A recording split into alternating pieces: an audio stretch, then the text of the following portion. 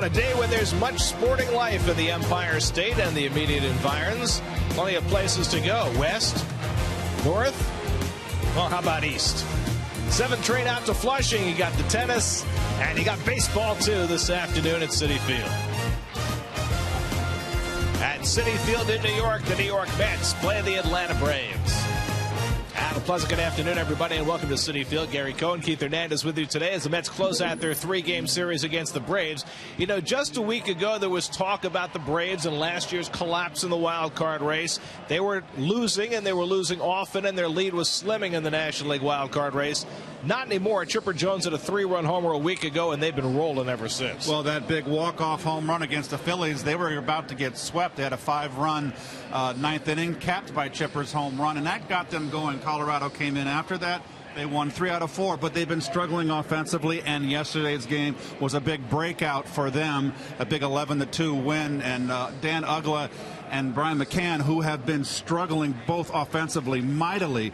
Uggla having a terrible year, really. They both had big days. So these are promising things for the Braves. Have a 5.5 game lead in the National League wild card. They blew it last year. There's a lot of games left, but they're in the driver's seat. Well, the Mets will try and cool off the Braves this afternoon. And Chris Young, who had an encouraging start his last time out against Miami, takes the ball. Well, I think that what happened last time against Miami is that the 6th inning has always been problematic for Chris coming off the surgery. They pulled him after 5, and he got the W against the Miami Marlins. He's a lifetime 2-3 against, and they've been tough on him. ERA over, surprisingly, over 8 in 6 starts. And Young has still never won a game for the Mets at Citi Field. On the other side, Tommy Hanson, who right now appears to be the weak link in the Braves rotation, will try and get his season jump started. Well, at the end of July, he was 9-5 and was probably their ace along with Tim Hudson, but he has struggled the last 2 months. ERA is well over 5 over those 2 months.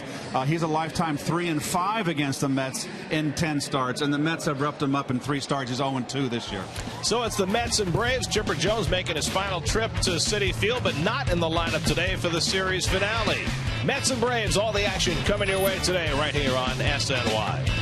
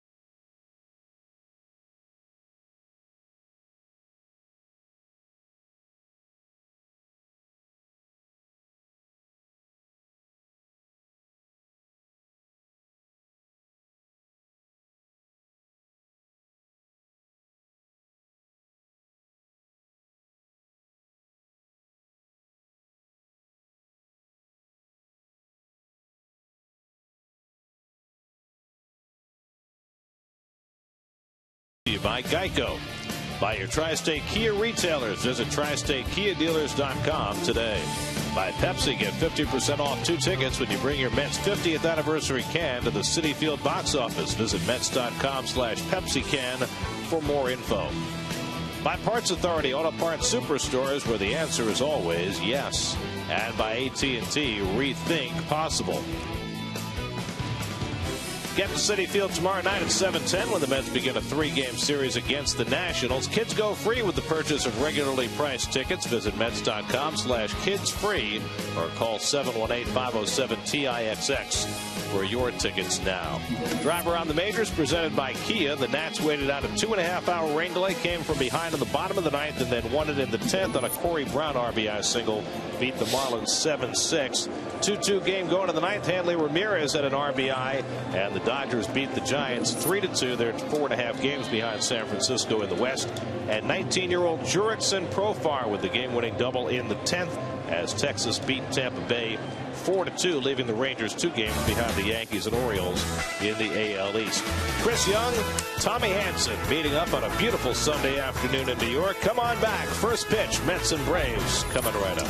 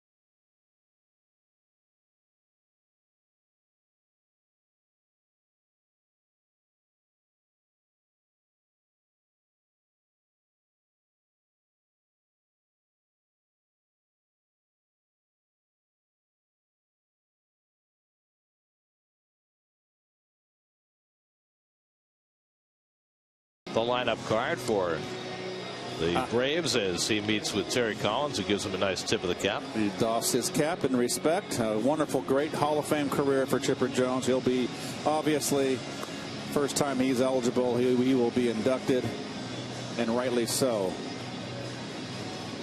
Here's your Hyundai starting lineup for the Braves today. No Chipper, so Juan Francisco plays third base. Martin Prado's played shortstop all 3 games in this series, although they've taken him out late for defense, or at least moved him around, and brought in Paul Janich late with a lead in both of the prior 2 games.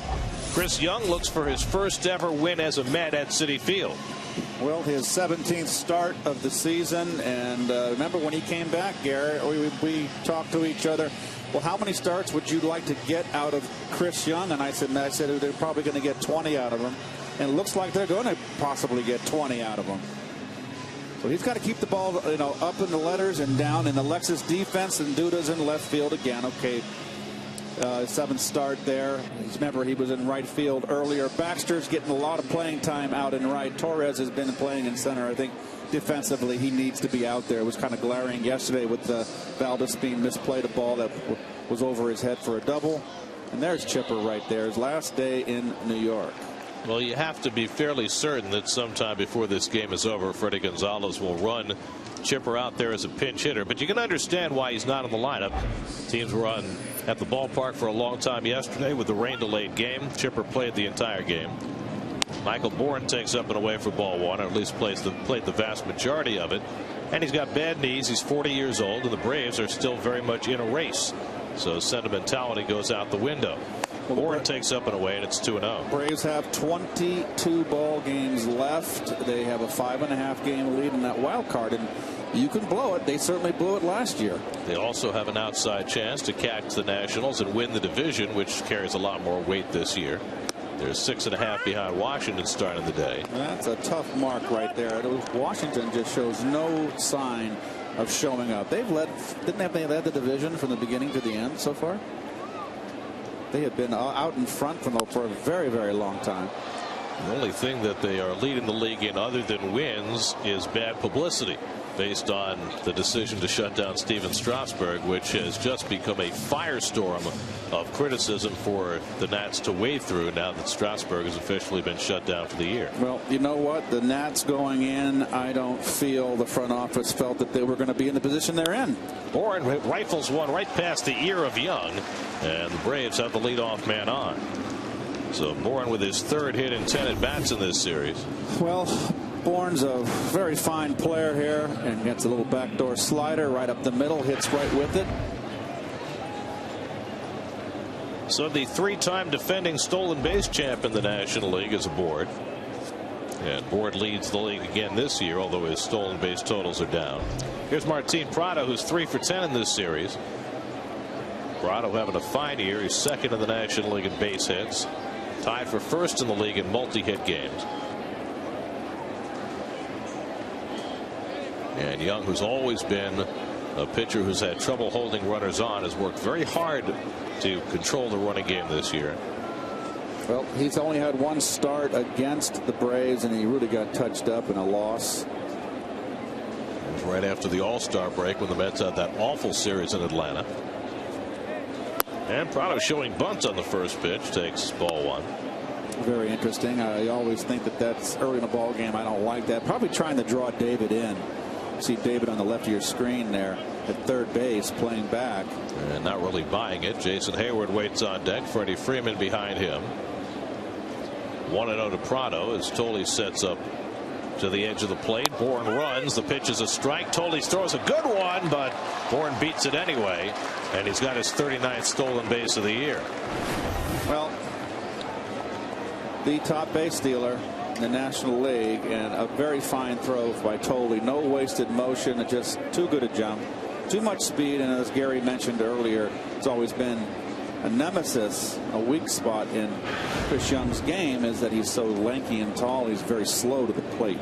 So the Braves have an immediate runner in scoring position. A 1-1 count to Prado, who's already driven in 2 runs in this series. You see the numbers on Young, 90% success rate for opposing base stealers. He's got all those arms and legs at 6'10", slow to the plate. Prado gets the bunt down, and Young makes the play for the first out of the game. Sacrifice goes 1-3. Bourne now at 3rd with 1 out. I just don't like that play. You've got a very veteran hitter, journeyman hitter, quality hitter, line drive hitter in Prado, who goes that way naturally.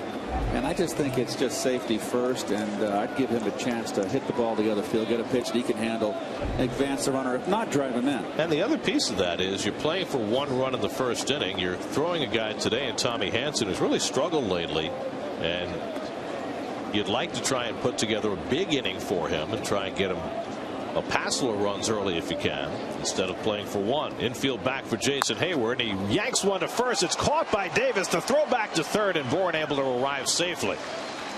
Hayward hit a bullet, but Ike able to reach down and snag it for the second out. Well, nice play by Ike in the right position. That ball was a rocket. And then leading right to the bag as though he were running a look in. You're going to get more a chance to get doubled up with the infield back, because there's no, you're in the back of your mind is, okay, a ball on the ground, I'm going to score easily, so you're going to be more aggressive coming down the line. So now Young with a chance to get through the inning with Bourne at 3rd and 2 out. Freddie Freeman 1 for 9 in this series, and he takes the fastball high. Well, the rule of thumb, Gary, and good third base coach will always tell you, when the infield's back and you're going on contact, is ball in the air, make sure it gets through the infield. Freeman pops it up, and Davis makes the call, looking through the sunglasses, and has it to end the inning. Davis battling the sun all the way, so Young, who's had first inning troubles all year, survives a leadoff hit by Bourne. Mets come to bat in the bottom of the first with no score.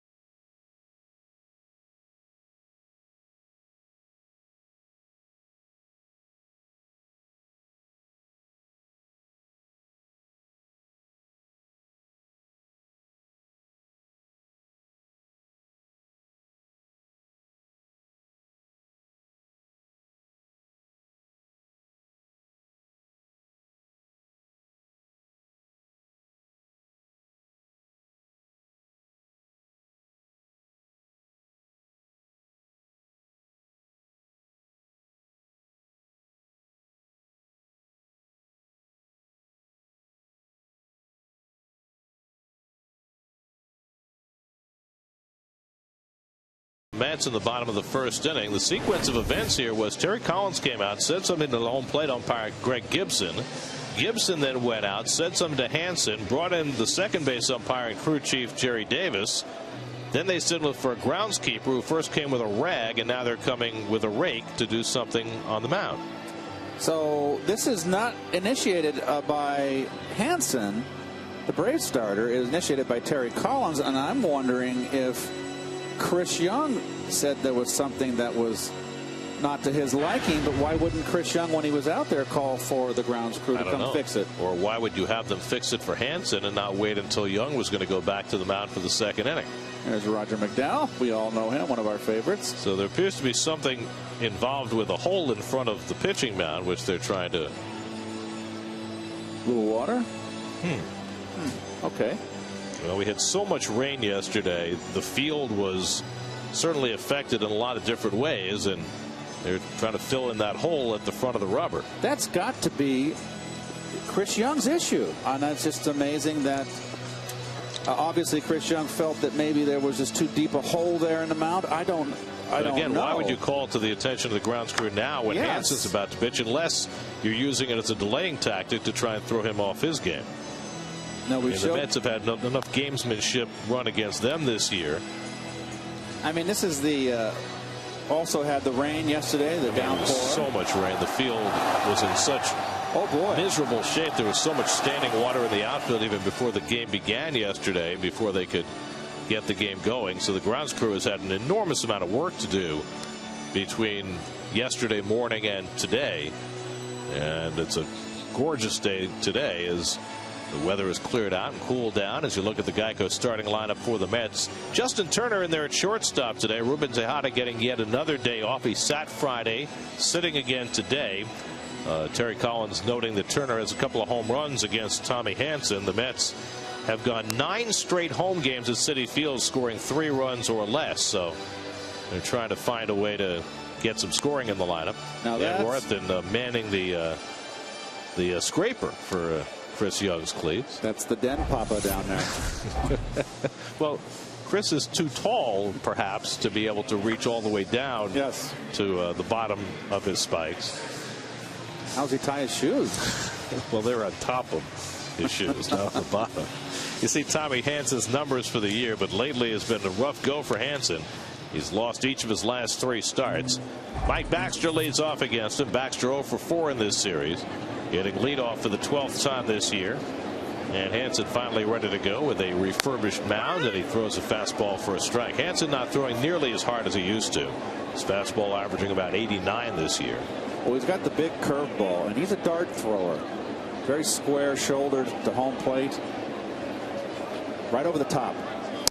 Almost throws like a catcher, Gary, right from the ear. And he's got a big over the top curveball, straight fastball. Given up 22 home runs this year. It's a lot of home runs in 147 innings pitched. And 17 of those 22 given up to left-hand hitters, second highest total in the National League. Nice looking slider there, and he gets ahead on Baxter 1-2. Hanson missed a lot of last season because of shoulder problems, and then he had a stint on the disabled list recently with a back issue. But any way you slice it, this has been his toughest season. First time in his career his ERA has been over 4. He's at 4.40 starting the day. And the breaking ball gets Baxter in the dirt, and McCann tosses to Freeman. First out. Baxter out on strikes. And we'll take a look at the Braves Coors Light defense. And Michael Bourne, of course, remember he originally started with Philadelphia, was traded over to Houston, then went to Atlanta, 2-time Gold Glover. He's really a good player and someone that can really cover a lot of ground in center field. Here's Daniel Murphy, who had his 9-game hitting streak stopped in yesterday's game. 1 for 8 in the series. And takes the fastball for a strike. Mets are facing Hanson for the 4th time this year, and they've hit him pretty hard in the last 2. Hanson pitched the opening day game here at Citi Field and lost 1-0. But the 2 starts since, the Mets have gotten 5 and 6 runs against him. Yeah, they've treated him rudely. Murph has good career numbers against Hanson, 6 out of 14. Well, we were looking at Hanson and we were talking about his quick start when he was 9-5. His July numbers, he was 3-1, but an ERA over 6. And then August, an ERA almost 6, 5.74. So the last 2 months have been tough on him. And he sat out the last 2 weeks of August with a back strain and has not fared well since coming back. It's interesting, though, that Hanson has gone south as the Braves pitching staff has gone north. Since the All-Star break, the Braves have by far the best staff ERA in the National League. The Phillies are second. Well, it's interesting. Tim Hudson, who's having just a terrific year, didn't start the season. He's always been a guy that's kind of a latter part of his career faded in September. And there's the big curveball right there for Hanson. That's his big pitch. And again, McCann has to make the toss on the curveball in the dirt. So back-to-back strikeouts for Hanson to start his day. Oh, you can see straight up, and watch him. Usually most pitchers bring their arms, their pitching hand down lower. He doesn't get below the waist, and then throws like a catcher almost. And there it is, getting on top of that hammer. Good follow through. So 2 out and nobody on. Now David Wright. David 3 for 8 in this series, and let's see, the Mets, including today, have 23 games to go in the season. And David's got a milestone to shoot for. He's now 14 hits behind Ed Kranepool for the all-time Met record for hits in a career. Yeah, but Ed Kranepool will tell you he'll always hold the all-time Shea Stadium record for hits. That's true. I don't think anybody's getting it there ever again. Prado throws out right. Hansen's got a 1-2-3 opening inning. Chris Young back to the mound for the second. No score at Citi Field.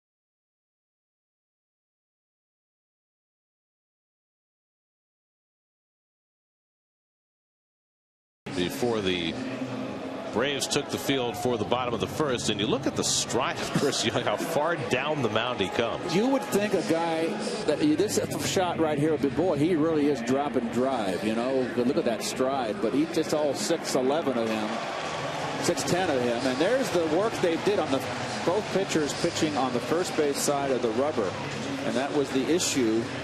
I'm assuming, Gary, it was the issue of Chris Young. Well, I do know this. On major league fields, you rarely get the clay and dirt broken up that much in front of the rubber this early in a game. As Dan Uggla takes a letter high strike. Uggla has had a big breakout series. Came in a struggling hitter. He had 2 hits Friday night, 3 for 3 with a couple of walks yesterday. And Young gets ahead on a couple of high strikes, 0-2. Well, he came into the series hitting .207, so he's had a 7-point increase in average, and at this point of the season with this many at bats, it's so hard to raise your average. Going back to Friday night, he's been on base 7 straight plate appearances.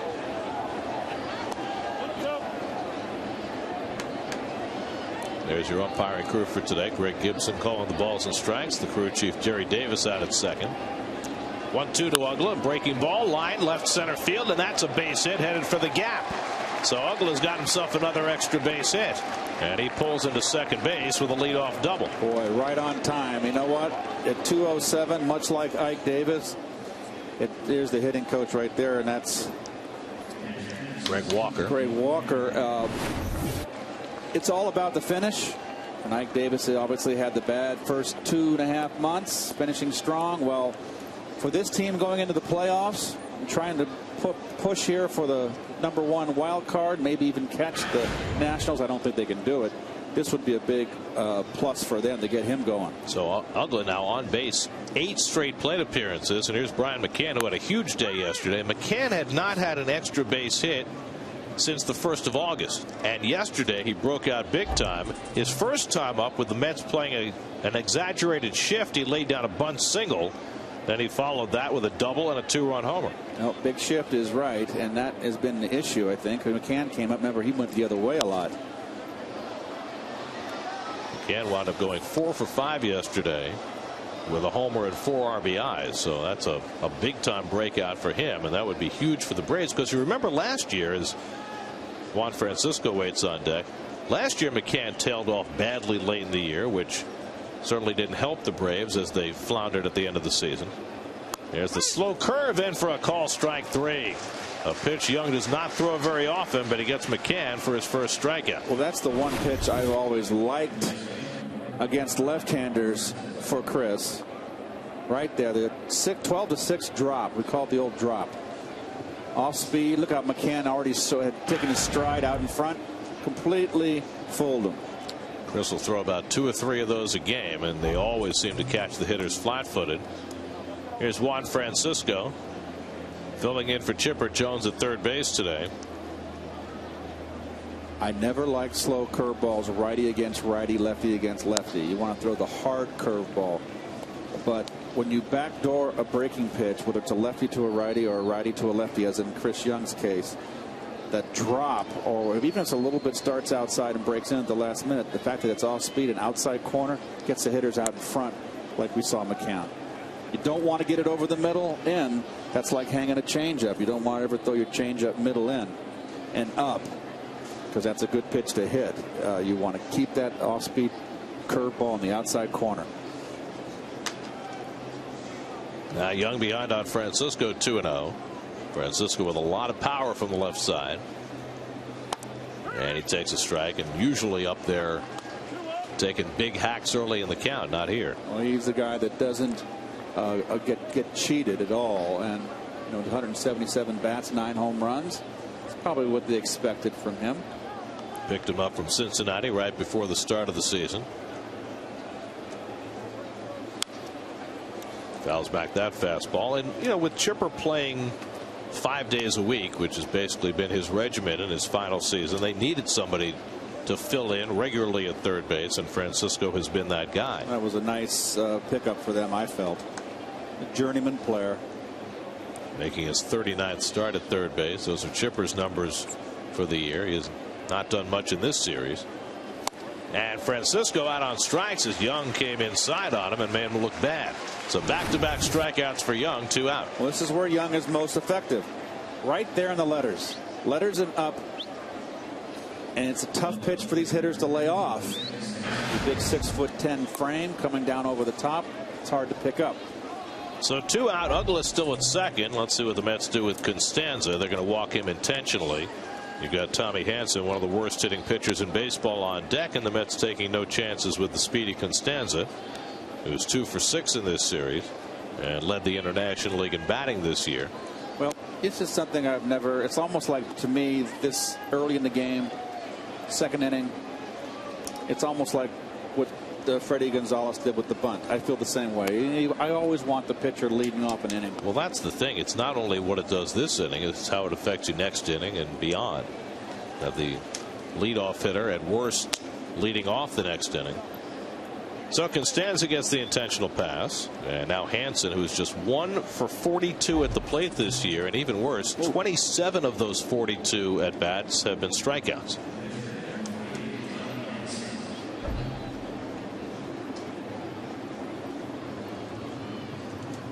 Freddie Gonzalez, of course, started out as a disciple of Bobby Cox, was his bench coach in Atlanta, went on to the Marlins, and now here back with the Braves.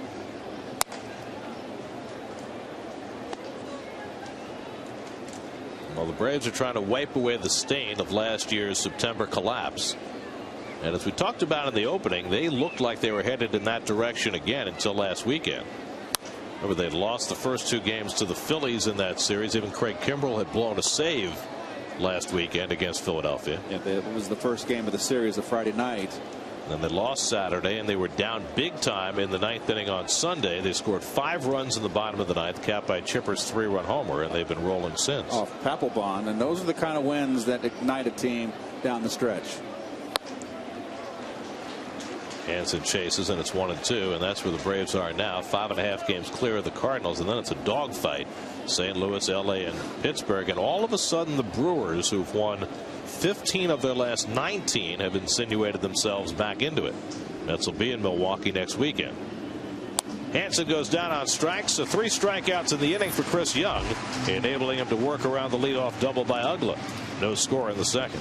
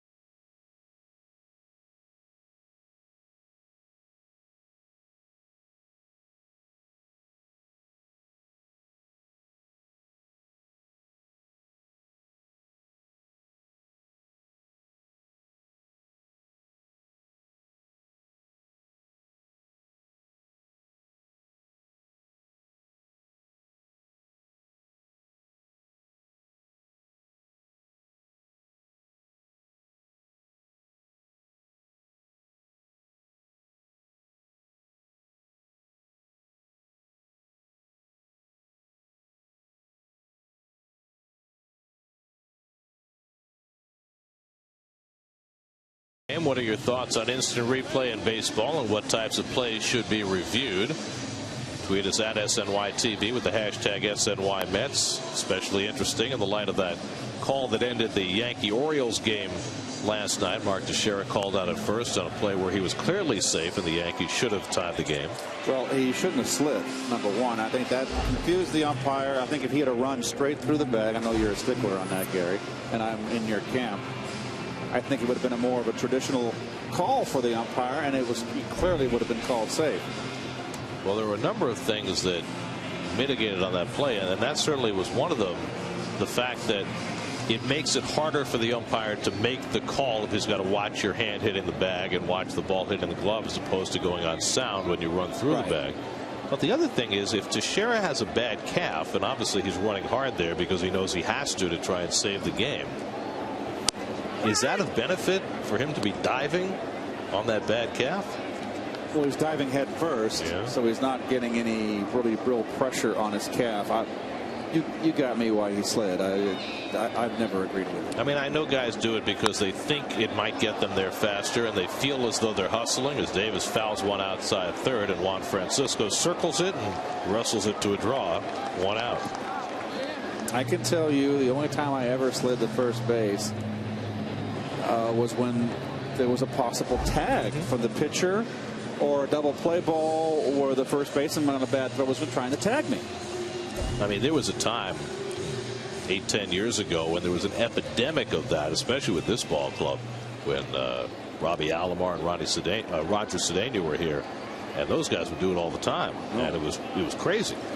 Here's Lucas Duda. I think that fewer guys do that now. I think Kenny Lofton was really a guy who popularized that diving to first base, and he wound up getting hurt doing it. Messed up his shoulder. There's so many ways you can hurt yourself sliding head first. You can get spiked. You can break your fingers. Oh, there's the big curveball. Boy, he's got a harder curveball than Chris Young, but still the same principle. Pop it on the outside corner. Look at that. And that is classic 12-6. Dude had a couple of RBI hits in yesterday's game, and he pokes one foul, 1-2. Lucas 2 for 5 in this series.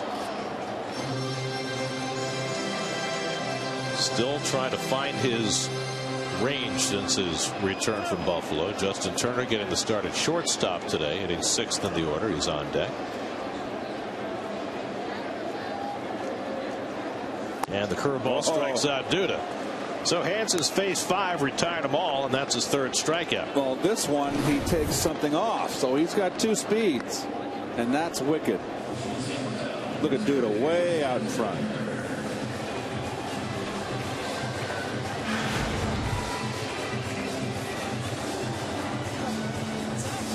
So Hansen wins that battle of California heavyweights. And now here's Justin Turner.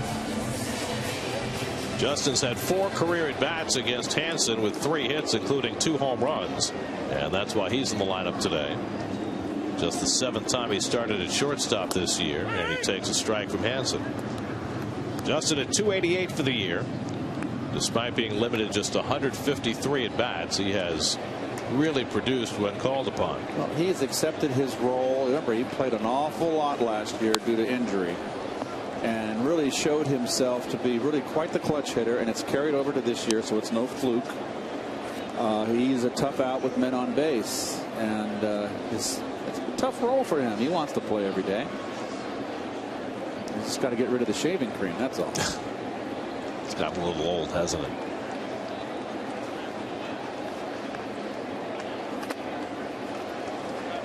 And the slider foul tipped and held, and that ends the inning. 4 strikeouts for Hansen through the first 2.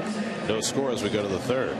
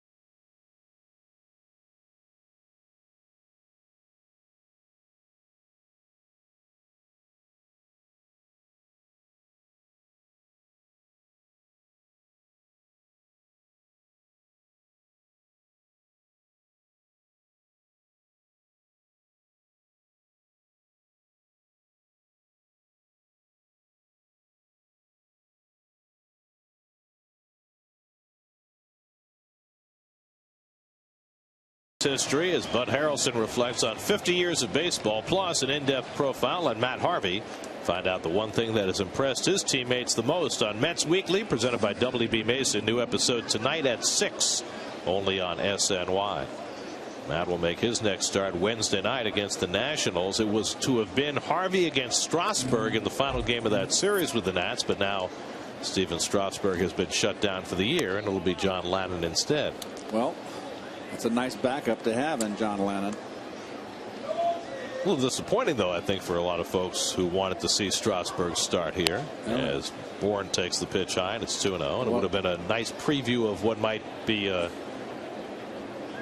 classic matchup for years to come with Strasburg and Harvey. Well, I wonder if they would have changed their mind if Strasburg had a good start. Well, they were, I think that, Davey, I think, even made the point that from what he saw in his start the other night, it looked as though he was distracted, and that the whole thing was weighing on his mind, and that's one of the reasons they decided to shut him down now. Well, I don't get that. It's weighing on your mind. I can understand if it's a medical thing and it's a precautionary thing. Ground ball. Ike played nicely. And beats Bourne to the bag. Bourne slowed up. He might have beaten that ball out. That was a mistake on Ike's part. Well, Ike plays it back, and that's a good. Get the long hop, and then you can always want to touch the bag first and keep the pitcher out of it. But your pitcher's there to cover. If you can't get there in time, you can shovel it off to him. But what is Bourne doing slowing up? He could have beaten Ike if he'd not slowed. Got me. Wow. I'm supposed to know those things too. I'm the analyst. Well, you're not a mind reader. One out of nobody on here is Prado, who sacrificed his first time up. The only thing that was troubling to me about Davies' comments yesterday is that he was talking about how Strasburg had been overwhelmed by the media reaction to his imminent shutdown, and that was part of the issue. And I mean, let's face it, whether it's the right move or not for the Nationals to have shut Strasburg down early, the way they handled it publicly was abominable. Agreed. Into left field, and Duda circles in. 2 out. They created the atmosphere. And you made the comment earlier, Gary, about how Wainwright, they said he'll pitch till the Cardinals didn't make a big deal about it. They said he'll pitch till he can. Right. At some point they might shut Wainwright down, but there's no reason for them to be saying it's going to be now, it's going to be this number of innings. And the Nats could have done the same thing with Strasburg. If people had asked about whether they were going to limit his innings, all they had to say was, well, we'll see. That's all they had to say. And then at whatever point they decided to shut him down, announced they're shutting him down, it's a one-day story. Instead, it became a 6-month saga that they created by putting it out there that he was going to be shut down. And quite frankly, I know Davey. I played for Davey, and Davey's a tough guy and doesn't like to make excuses for his players and wants to build character. I'm a bit surprised that he said he was worn down mentally. Okay, fine. Extraordinary circumstances. He said he wasn't sleeping. Well, if that's the case, if Strasburg did indeed tell him that, but they're extraordinary conditions. That's a number. That's a foul ball. Strasburg, to his credit, said all the right things yesterday. Said he had no interest in being shut down, that he tried to ignore the whole thing, that he would continue to prepare as though he were going to keep pitching the rest of the season, which is exactly what you want to hear from him. But there's so many other pieces and layers that we're not even aware of in terms of his agent, Scott Boras, and how much input he had into the decision making. Now there are reports that there were insurance issues involved, whether they would have trouble insuring his health if they pitched him beyond a certain number of. I mean, who knows what's true and what's not. The game has changed, that's for sure. All I know is that they created the firestorm by saying anything early in the season. 2-2 to Hayward, and he fouls it back.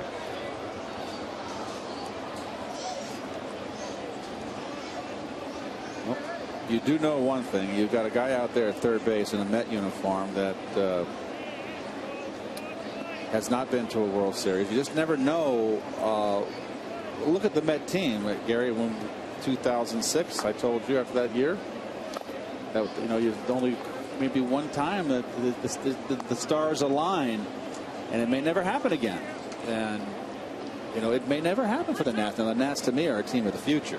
They certainly appear to be. Oh, they got so much talent. But you never know. 3-2 to Hayward, and that's in the dirt for ball 4. Second walk given up by Young.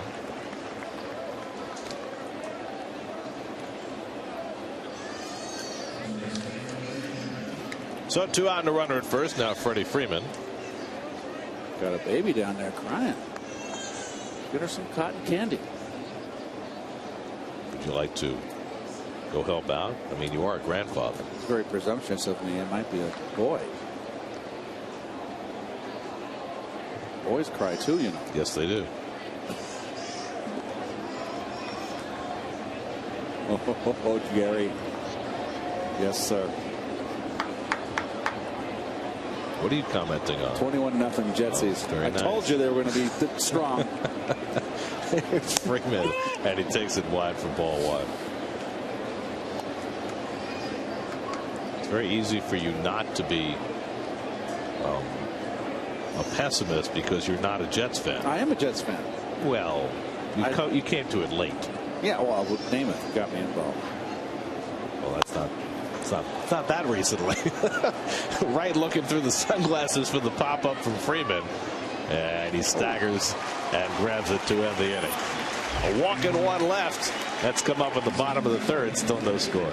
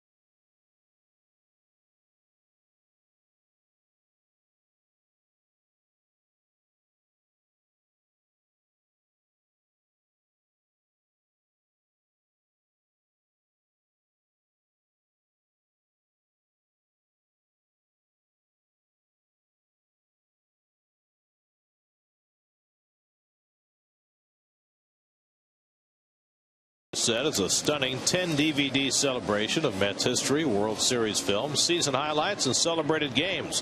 Order your 10 DVD anniversary gift set at Mets.com. Andres Torres back in the lineup today after tweaking his knee on Friday night, and bluffing in a bunt takes a strike from Tommy Hanson. What we're seeing right now from Tommy Hanson, who has 4 strikeouts in the first 2 innings, he has got his breaking ball really locating and sharp. Corners are pinched in against Torres, and he takes the fastball low and in. A ball and a strike. Francisco well in at third. Torres just 4 hits in his last 30 at bats and hitting just 182 as a left-hand batter. So certainly the bunt makes a lot of sense. And the curveball bounces away, 2-1. See Hanson's numbers over the last several seasons, by far his highest ERA, which has gone up every year. And coincident with that is that his walks have gone up each of the last couple of years. Torres out to left center, but overcomes Bourne, the Gold Glover. 1 out. 2 years ago, Hanson averaged 2.5 walks per 9 innings. Last year, 3.2, and this year he's up to 3.8. So those walks have gone up more than 50% over the last 2 years, which is not a recipe for success. Well, it's coming in 63 walks, so 4 intentionals. Let's just say 59 walks and 147 and a third. It's too many. He's in the top 10 in the league in walks allowed. Here's Josh Thole, who has hit Hanson very well. In fact, Thole has 11 hits in 24 at bats against Hanson. That's 3 more hits than Josh has against any other pitcher, and 3 more hits than has given up against any other batter. Well, Josh's season here coming into the afternoon, excuse me, hitting .239. It's really kind of fallen apart for him. I just think that getting him the pull was a disaster. Along the left field line, Costanza over near the sidewall, but it goes out of play. And I just think it's a point now where Josh has got to go home this winter and get back to basics, what got him here in the first place, and don't listen to everybody and be so receptive. This is a lineup where it's not asked of him to hit 15 home runs. He's never going to hit high up in the order or in the middle. Just get your base hits. It's very interesting that you say that, though. Rolled on the ground to third, and Francisco throws out Thole 2 away, because I think if you had a lineup that was loaded with guys who could hit 20-25 home runs, it never would have occurred to the coaching staff to encourage Josh to change himself as a hitter. I think on a team that is somewhat bereft of power, they thought, well, maybe he could be a guy who could hit 10 or 15 home runs. My feeling is you build your club from a day-to-day standpoint, to everyday players, around your ballpark. If it's extreme, and this is a big ballpark, I would have speed and defense. Speed and defense. I know a lot of guys like the 3-run home run, the old American League way. This is a big ballpark. Well, that's where perhaps you have the conditions here clashing with philosophy, because Sandy Alderson talks all the time about the need for home runs. I understand, yes. You know, David Wright's power numbers have dropped off since coming over here. They were much better at Shea, and David is certainly right in the middle of his prime. It's not like his waning years. He's got a whole second half of his career ahead of him. Chris Young hits one well out to right center, but Hayward has it lined up and gets it going away to retire the side. Young putting a charge into one, but Hanson perfect through 3 innings, and so we head to the 4th with no score.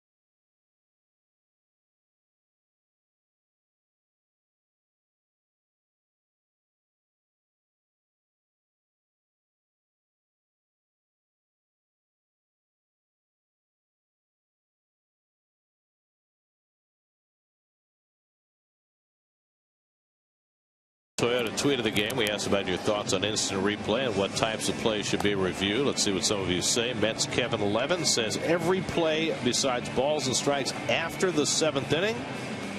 Okay. It's an interesting philosophy, although a lot of games are decided before the 7th inning. Right. Matt Pettis says the only plays that should be reviewed are game changers, such as home runs and tags. Well, how do you decide what's a game changer? That's the problem. If you and we've seen this in football too. Once you put in a hard and fast rule about what can be reviewed, then not only do the important plays get reviewed, but a lot of minutia does as well. And I think that's going to be the challenge for any increased replay rule, which I think will come down the pike eventually. Dan Uggla takes high for ball 1. It's figuring out how do you draw the lines. And is it going to be a challenge system like football has, where the managers have control of it? Or is it going to be strictly in the hands of the umpires? Off the end of the bat, shallow center field. In comes Torres. And Uggla retired, 1 away. What do you think? Well, are you going to have, like you said, unlimited? Are you going to have, you know, what possible penalty could you have? I mean, it's going to have to be a set amount. I mean, how many appeals can there be from a manager if it is in fact that way? I just don't. They did everything in the past to speed up the game and all the ridiculous things they've done. 2 bats in the on-deck circle. Hitters can't step out of the box and take their time. Everything to speed up the game. Now they're doing everything to make it a 4-hour game. Well, but the counter argument to that is that if managers come out to argue calls, that can take as long as it would to review a call. As McCann pops one up into shallow center, and flipping the glasses is Torres. He couldn't flip the glasses. They were on his hat. Didn't it look like he was trying to flip his glasses down? But I've never understood that. He wasn't wearing flip downs. I've never understood that. Can we look at that again? That was very odd. He was reaching to his hat to flip his glasses down, but maybe it's just to adjust his hat. Adjust it. I don't get it. But that's a natural reaction for a guy who's worn flip downs in his life, right? To reach up there to flip it. But it didn't matter. Every day game I wore those flip downs, even if it was overcast. There you go, David. Classic. Yeah, Murph loves him too. Murph has him. Yep. They got him now with a kind of angle. Oh, wow. That's very stylish. Turner's got the wraparounds. Can we see David or Murph's glasses again up close? See, they're more angled down now. When I played, they didn't. Those little tabs. The tabs. Yeah. They were straight across, horizontal to the ground. More functional now. I will never forget the first time we saw Ryan Klesko playing in the outfield at Chase Stadium. He was a first baseman. They moved to the outfield, sunny afternoon, and he kept trying to flip his glasses down. He kept hitting his hat the way Torres did just a moment ago. He just couldn't flip the glasses down for the life of him. I could not wait to get those flip downs on my head when I got to the big leagues. The coolest things. Actually, the minors. They did have them in the minors too. They're very cool and very functional. 1-2 to Francisco and the curveball outside. Here's my question though about the flip downs.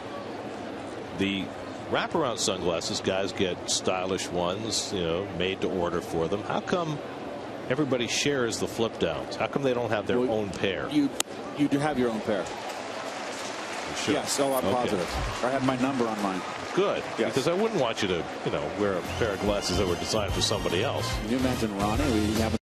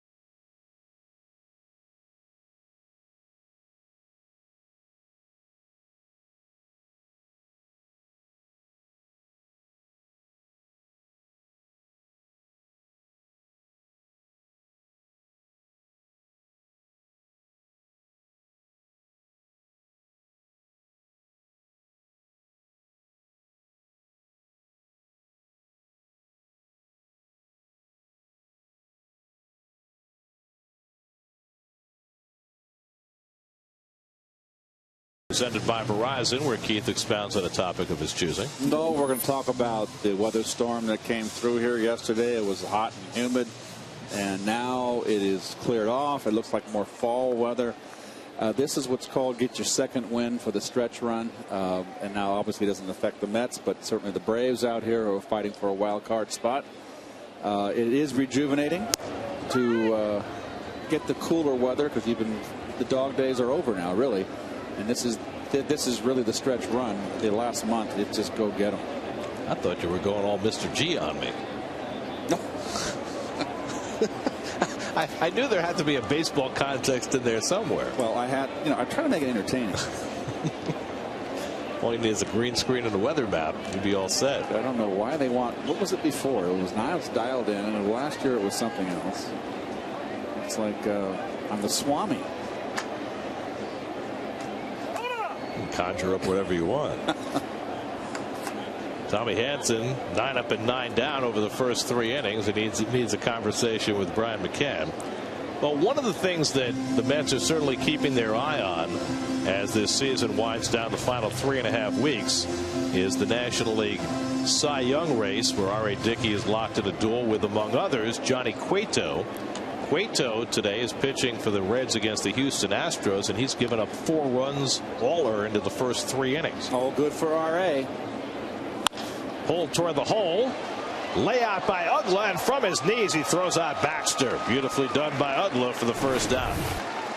Well, Uggla not known for his glove, but I think his defense has improved. I mean, he was early in his career with the Marlins, and that terrible All-Star game that he had defensively. He's improved with his glove, gotten a little more sure-handed. He still doesn't have a lot of range. He's a big, powerful guy. He's an offensive player. Now Daniel Murphy, who struck out his first time up, and he lines one into center field for the Mets' first hit. Chased toward the gap by Bourne, but Murphy will get 2 bases out of this. Daniel Murphy with his 34th double of the year, the first base runner of the game for New York. Well, Murph's trying to make a push for 300. Fastball, jumps all over it. Why not? First ball, fastball hit. Don't give that pitcher a chance. Sit on that thing. So after Hanson had retired the first 10, Mets get a number in that hits column. And now David Wright, who grounded out to short his first time up. For the first time today, David began a game with his slugging percentage under 500. It had been over 500 all year, but the power numbers have really diminished lately. Miami out to the lead on Washington today after the Nats came from behind and won yesterday.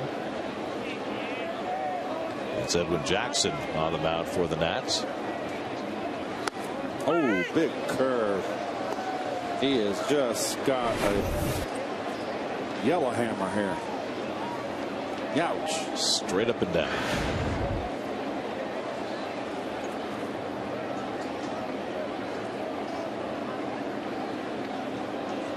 So Hanson ahead on Wright 0-2. David's never had much luck against Hanson, just 4 for 26 against him, as Hanson takes a look at Murphy. What's Murph thinking?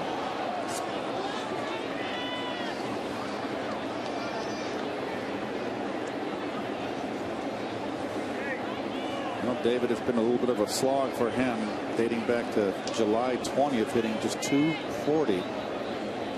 And that is over 172 at bats. Hooks this one in the air to shallow left. Costanza racing in and gets there. Boy, he needed all his speed after freezing on contact. But Wright is retired for the second out. Well, David fooled out in front on the curve. Costanza broke back, as you see, and look at him fly. And tell you what, day game, it's good to be in shape. It's a lot of speed in that outfield with Hayward, with Bourne and Costanza. Hayward's got a little speed, not as much as those two guys. So 2 out, Murphy at second, and here's Ike Davis, who fouled out to third his first time up. By the way, what prompted our discussion about replay was the Teixeira play last night, and it turns out Teixeira re-injured his calf running that ball out, is not going to play until Friday at the earliest, and Joe Girardi said he might miss the rest of the regular season. What I tell you about those calves, when I originally said he's going to miss a week, I said baloney. If it's a calf, and you try to do 3 weeks is kind of like the benchmark, and then you come back with a calf, I'm sorry, it's too much explosion. You got to figure, when you take a swing and you bounce out of the box, particularly it's your back leg. For a left-hander, his left calf. For a right-hander, his right calf. That initial burst out of the box after you swing a bat, that's where you do it. Because all that pressure, that force, that energy comes on that calf. Davis pulls one toward the hole. Uggla knocks this one down. Coming around third, Murphy trying to score. The throw by Uggla, not in time. Murphy with terrific base running scores the first run of the game. Well, Uggla knocked the ball down, which is what you ask with 2 on the runner at second, but Murphy made it count anyway. Well, this should never have happened. Murphy should have never been allowed to score. Let's see Uggla if he's already aware. So you know what? That's just good base running by Murph. Good jump off the bat.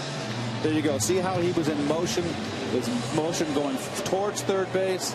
That enabled him to get the explosion and the quickness to score. Nice run. Nice job. Scoring from second on an infield hit to give the Mets a 1-0 lead. Davis's 78th run batted in, putting him 1 behind right for the club lead. And now Duda bats with 2 out and a runner at first. And Lucas hits it right at Uggla, 1 hopper. And he manages to avoid getting eaten up. That ends the inning.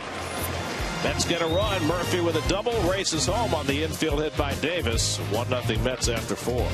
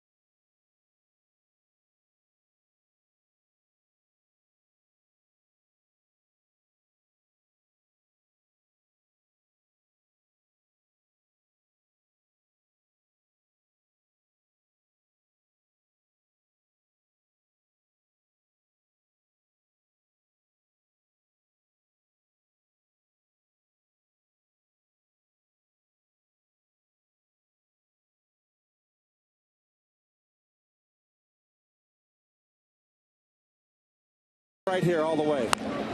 Now Murph's backs to this play, so he's relying on top. There you go. Sweet. Nicely done, Timmy.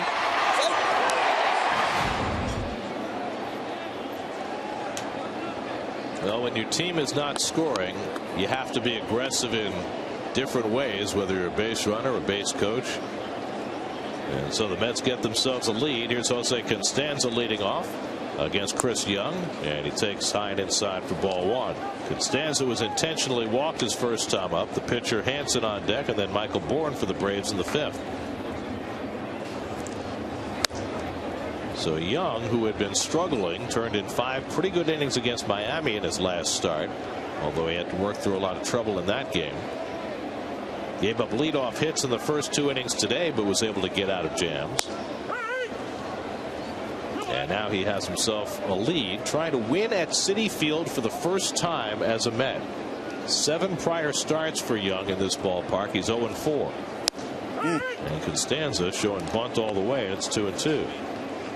In fact, not only is Chris Young 0-4 in those 7 starts for the Mets here, but the Mets have been outscored in those 7 starts 50-13.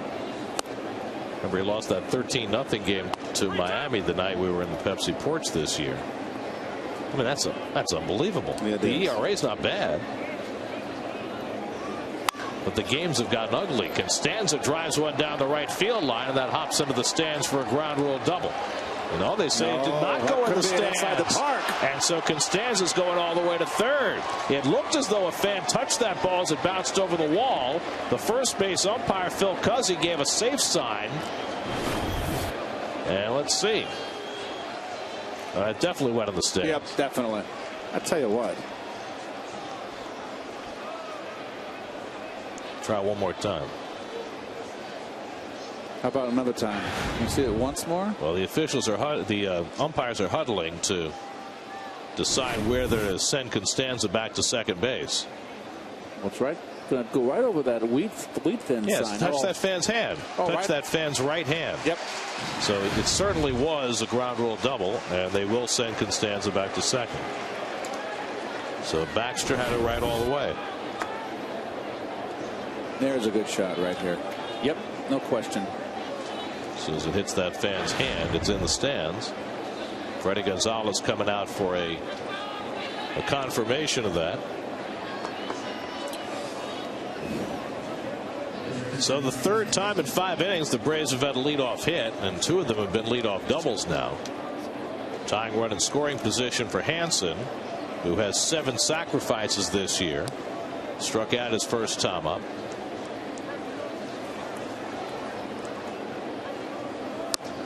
And he misses on the bunt attempt. 0-1.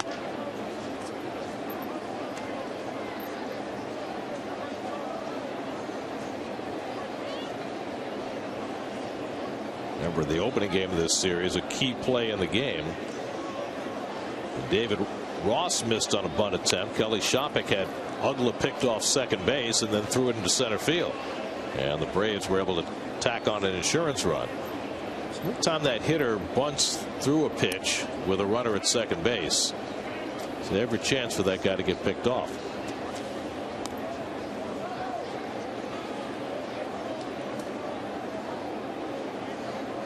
Oh, and 2 now to Hansen.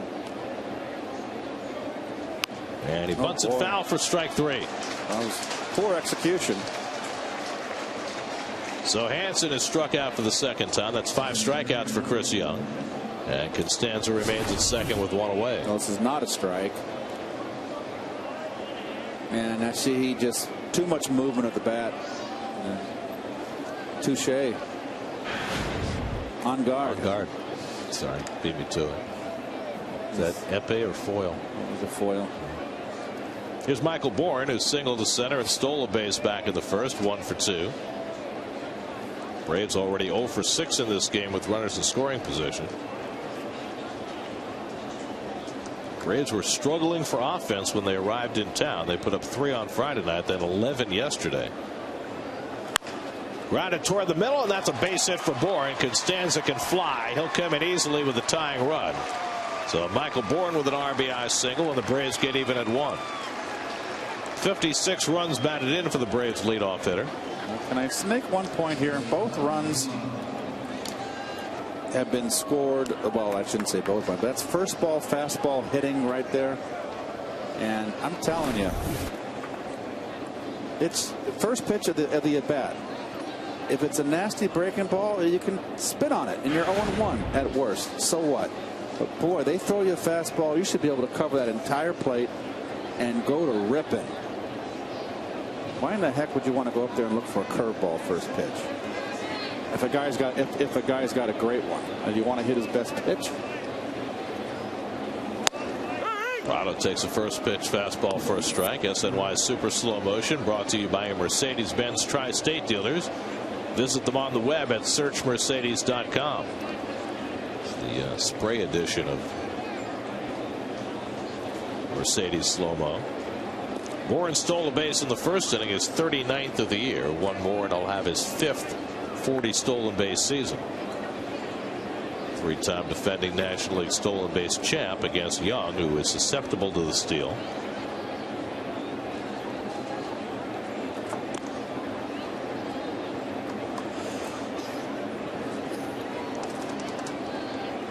In that American League East race, Tampa Bay trying to close in on the leaders. Home runs by B.J. Upton and Jose Molina off Roy Oswalt, and it's Tampa Bay 4, Texas nothing after 2. 1-1 now to Prado with Jason Hayward on deck. Tampa Bay 2 games behind the Yankees and Orioles, who are tied for the division lead. By the way, the Orioles suffered a terrible blow in that game last night. Nick Markakis hit by a pitch, broke his thumb, out for the season. He had been doing a great job for them in the leadoff spot.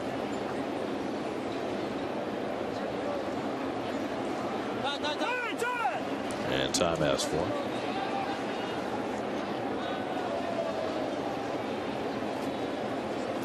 Prado was sacrificed and flied out 0 for 1 today.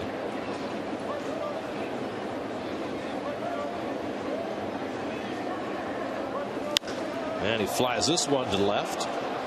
And Duda has it lined up. 2 out. Warren tagging at first, but not going.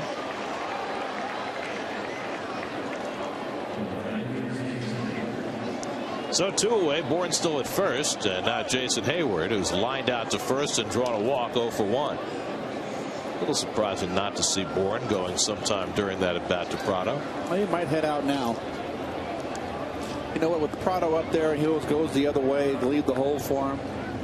The thing about Prado is he always takes the first pitch, so you know he's going to give Bourne a chance to run.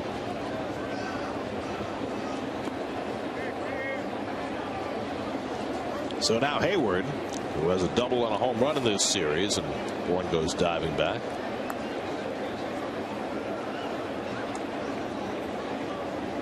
Braves have tied it here in the 5th on Bourne's RBI single.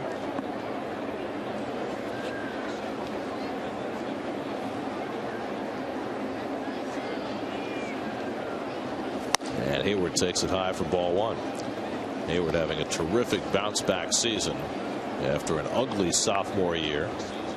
25 home runs, 70 runs driven in, including a home run off a left-hander in the opening game of this series.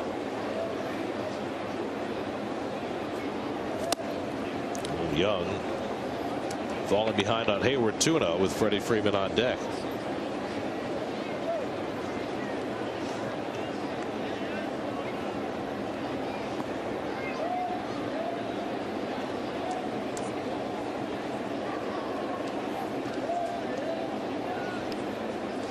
Whoa, just badly with 3 pitches. I just wonder if he feels that Chris Young, that is, Hayward is a much hotter hitter right now than Freeman. It's gotten Freeman to pop up twice already in this game. It's a dangerous recipe, you know. Warren running on 3-0, and that's ball 4. Boy, when's the last time we saw that?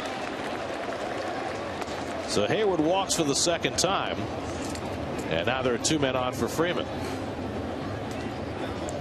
Running 3-0 does not make a whole lot of sense. Well,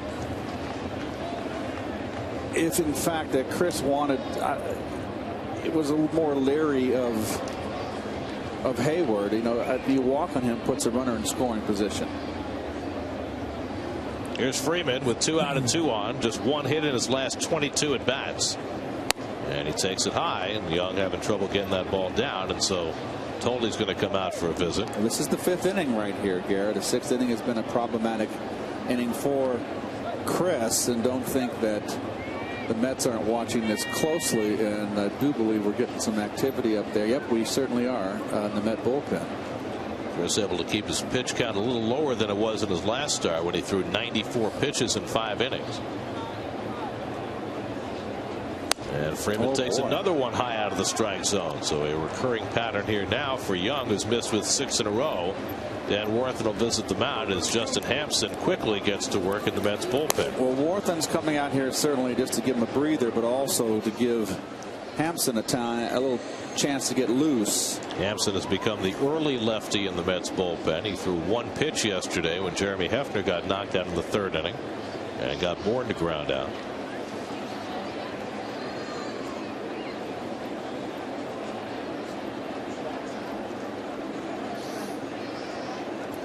So now Young, having missed with 6 in a row, is behind on Freeman 2-0. Versus walked 3, struck out 5, allowed a run on 4 hits. And Freeman watches another one up and away, and it's 3-0. Well, boy, oh boy, would you give Freeman a hit sign here? I certainly would.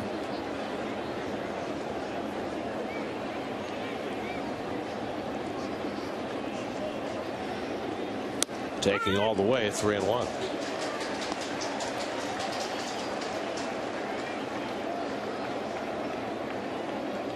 Bourne at second, Hayward at first with 2 down.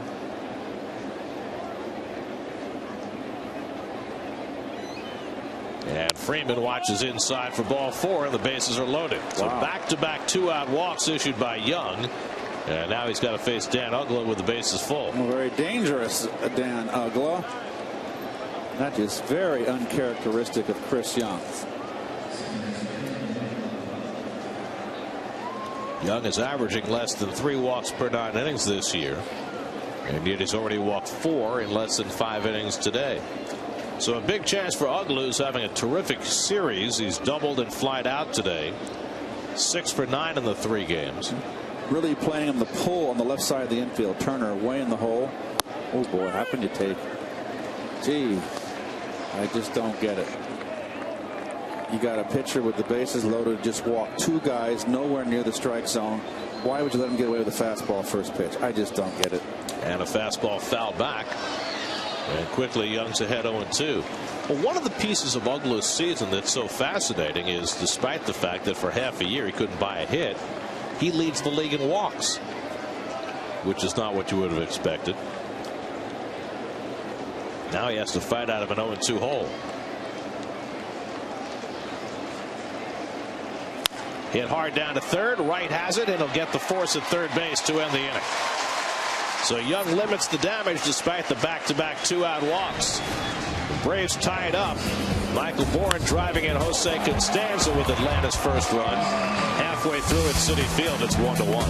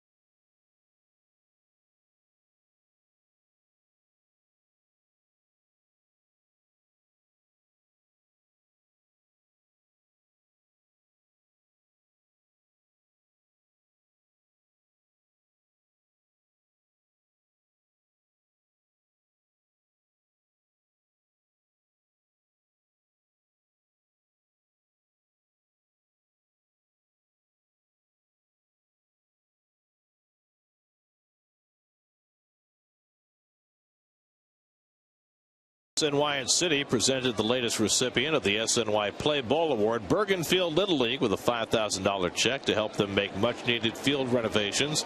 To see more of their story and those of past recipients, go to sny.tv/playball. Justin Turner leads off the home 5th inning in a 1-1 game and takes high from Tommy Hanson. Turner struck out his first time up. Turner, Torres, and Tolley for the Mets, and then if anybody gets on the pitcher's spot due up, which would provide an interesting call for Terry Collins with Chris Young through 5 innings.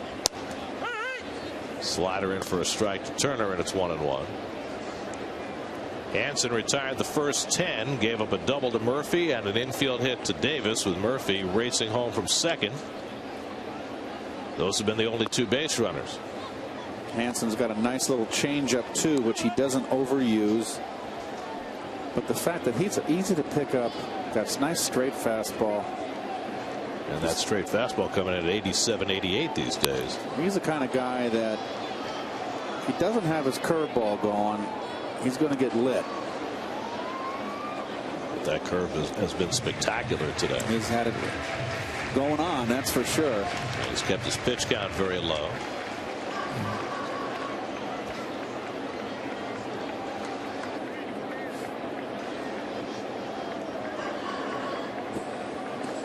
Who let the dogs out? Oh, God. Turner takes low in a full count. How many home games have we got left? A lot. We got 3 more on this homestand, 10 more on the next. There's the barking hot dog man. 3-2 from Hansen to Turner, and he struck him out with a fastball. That is strikeout number 5 for Hansen, second time he's gotten Turner. There's your Delta 5th inning recap. Hansen and Young both pitching well this afternoon. Mets got the first run on Ike Davis's infield hit, and then Michael Bourne ties it up for Atlanta as we play in the bottom of the 5th. Andres Torres flying to center his first time up, and again the corners come way in against Torres. And Andres takes up and away for ball 1. You know, the hits have been kind of hard to come by for Andres here in the second half.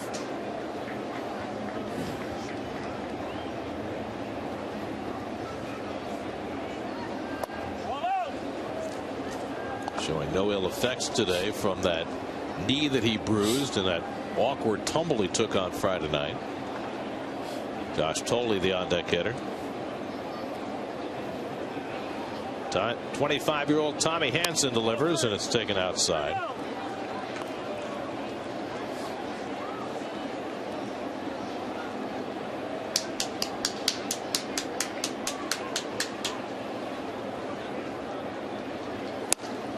Why are you clapping? You trying to rev us up? Oh, I thought it was a touchdown pass for the Jetsies. Are you distracted? Just a little bit. Do we need to turn off that feed? I've got great peripheral vision. It's a 300 hitter. Come on.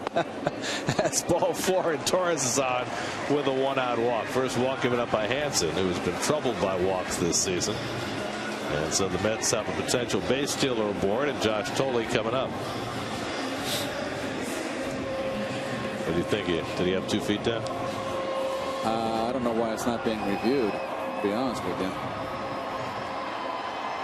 I thought all touchdowns were reviewed. I don't know. Yeah, they're going to review it. Going under the hood. I think if they get it, it gets overturned like I think it is. This ball game, the Jets are going to be up a big. There's 1 foot.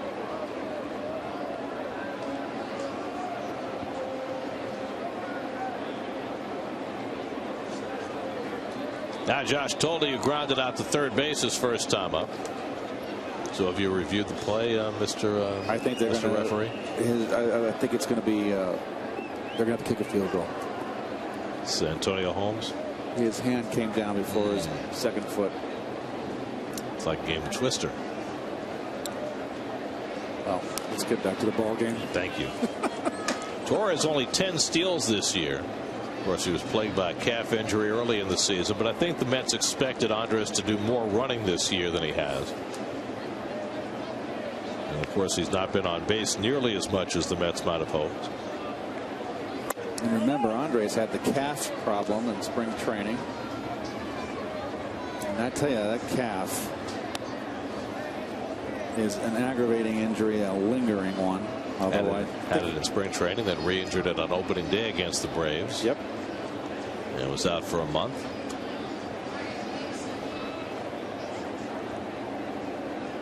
There he goes, and Tolley fouls it off.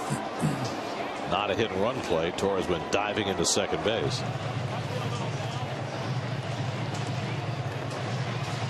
You see his numbers for his career in steals.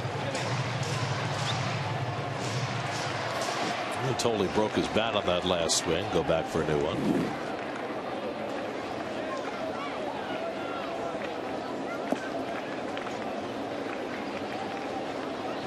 Hey, look, it's the AT&T trivia question.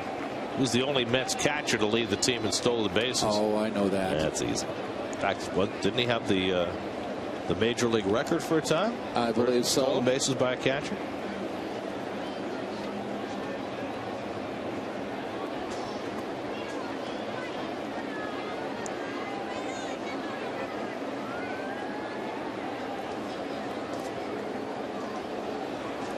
One and one to Tolley with Torres at first. Young is out on deck to bat for himself. And Tolley takes up and away, 2-1. You know, you realize that we shouldn't be paying attention to the Jet game, but you know, from my experience as a player, there are guys, the manager would say, okay, no one in the clubhouse on Sunday day games watching football during the game, because it happens on the players on the field too. They want to watch. Torres runs. Tolley checks his swing. The throw to second is not in time, and Torres steals the base. Number 11 for Andres Torres. Oh boy, good eye by Josh. Did swing there, looked like. They did ring up the strike, and it's 2-2 to Josh as Torres is now in scoring position with one out. Well, you know, the Mets have a long tradition within the clubhouse of having a fantasy football league. So they've got a lot of interest in what goes on in the gridiron. Well, how about in the days when the Jets played at Shea Stadium and they shared the field? Curveball pulled to first. Freeman's got it. He'll double off Torres. Inning over. Torres doubled off second base. 3-6 on the Twin killing to end the fifth. Still tied at 1.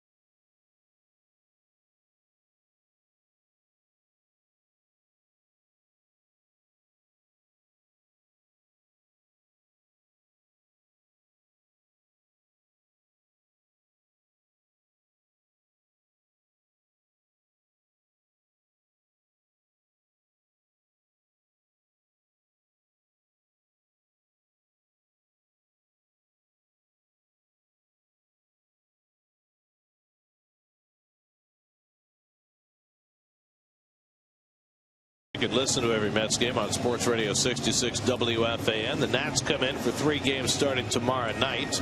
Mets will face off against 18-game winner Gio Gonzalez tomorrow night.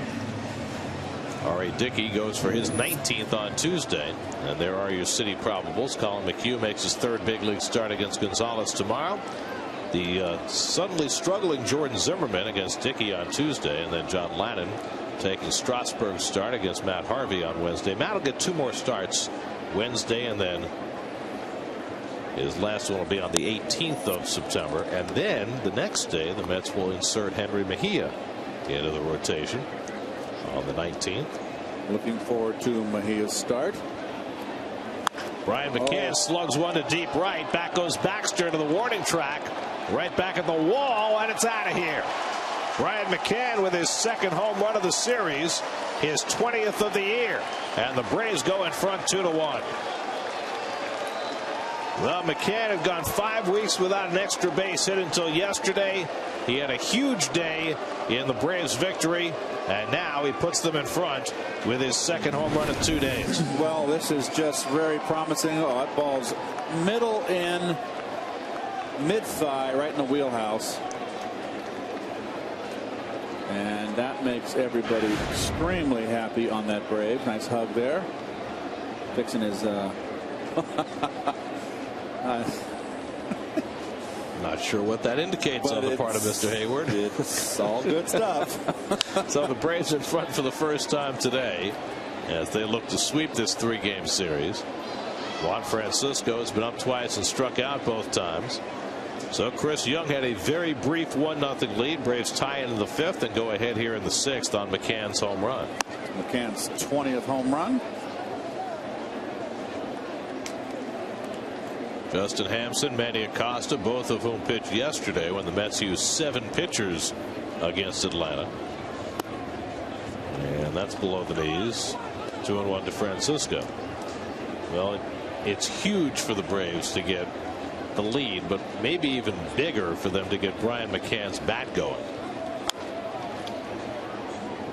McCann is good for 20 home runs a season. That's 5 straight years, and 6 of the last 7 that he's had 20 or more home runs. He had 24 last year. I believe that led all catchers. 24 matched his career high, but he's been pretty consistent with those home run numbers over the course of his all-star career. 2-2 now to Francisco with Jose Constanza on deck.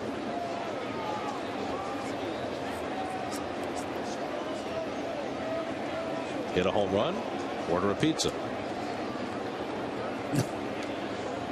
Mom, I went deep. Swing and a miss, and Francisco is fanned for the 3rd time. That's 6 strikeouts now for Chris Young, 1 down in the 6th. Well,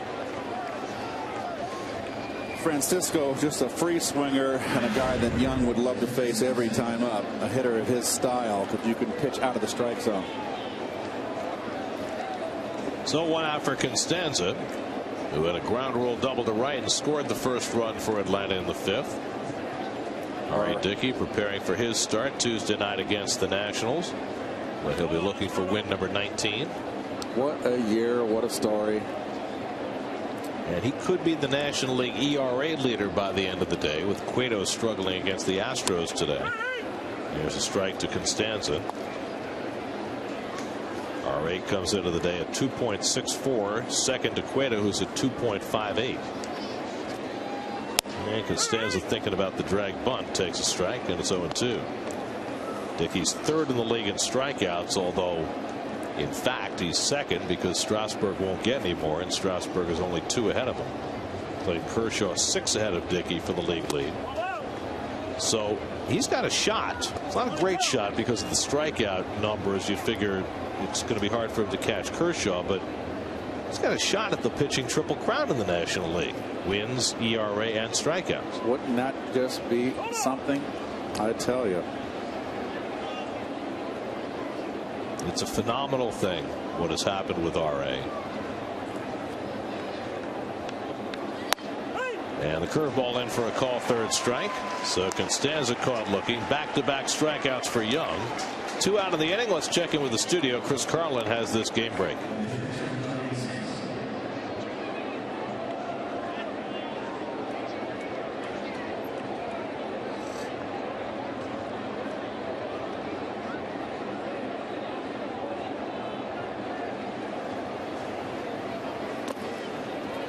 All right, so there's Chris bringing you right up to date.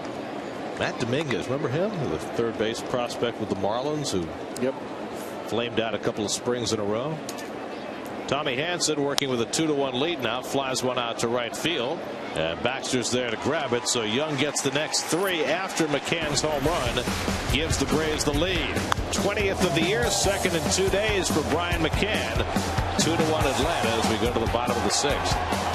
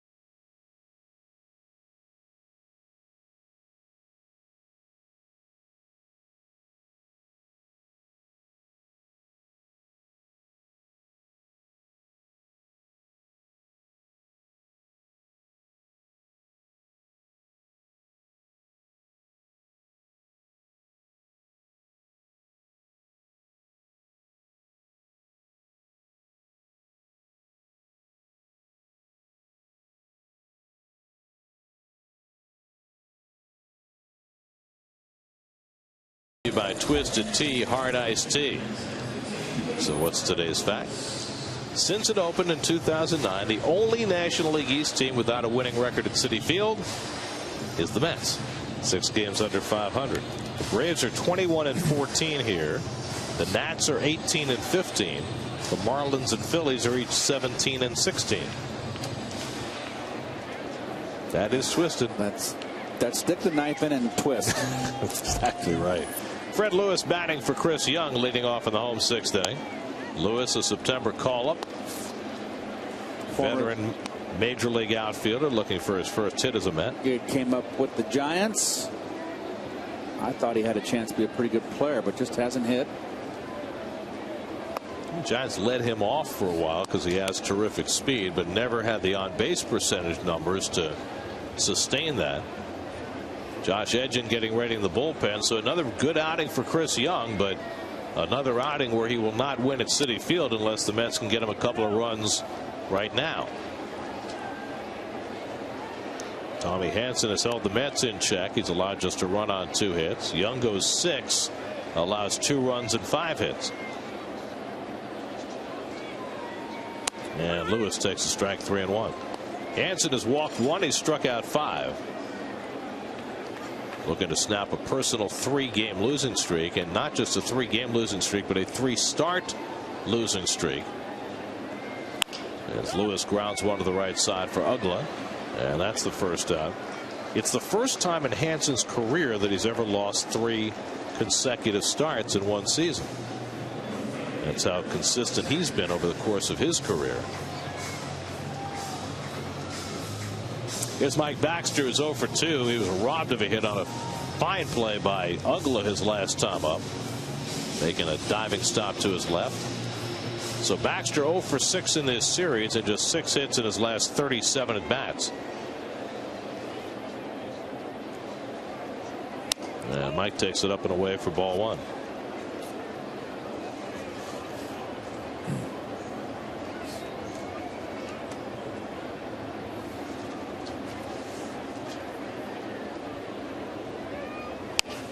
Past the mound, curling toward Prado, and he gets Baxter by a stride, 2 out.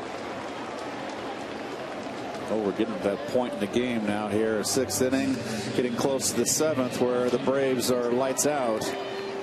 That bullpen of theirs, those two left-handers of Flaherty, Venners, and Kimbrel as closer, getting very close to that when they close the door. Well, the upshot of that is that when the Braves lead after 6 innings, they have lost only twice all year. Twice when they've led after 6. Now contrast that with the Mets, who when they've led after 6 have lost 10 games this year. Braves are 15 games ahead of the Mets in the standings. That difference accounts for half of that difference. Driven to right field off the bat of Murphy, and that'll settle down for an extra base hit. And Murphy into second base with his second double of the day. His 35th double of the year. Well, Murph really had a bad slump, and he broke out on that last road trip.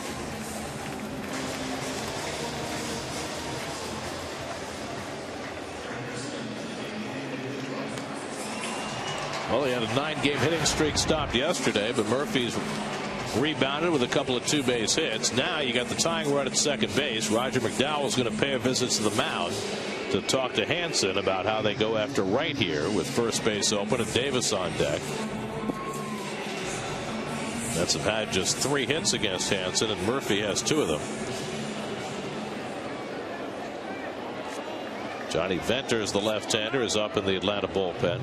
They're going to Venters a lot earlier now and using O'Flaherty more in the later spots, which is kind of a change of strategy for Freddie Gonzalez.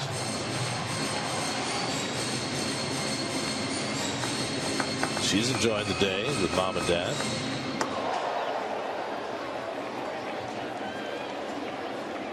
David Wright is grounded to short, flied out to left, 0 for 2. You see his career numbers against Hansen, not particularly good. Trying to pick up Murphy from second with a tying run, and he shoots it foul, 0-1.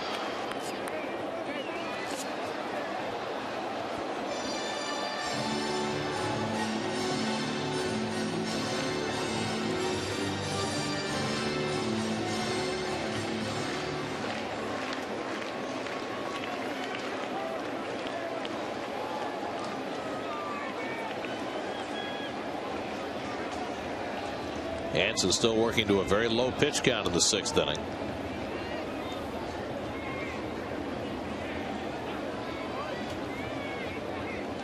And Wright rips the curveball down the left field line, and that'll tie up the game.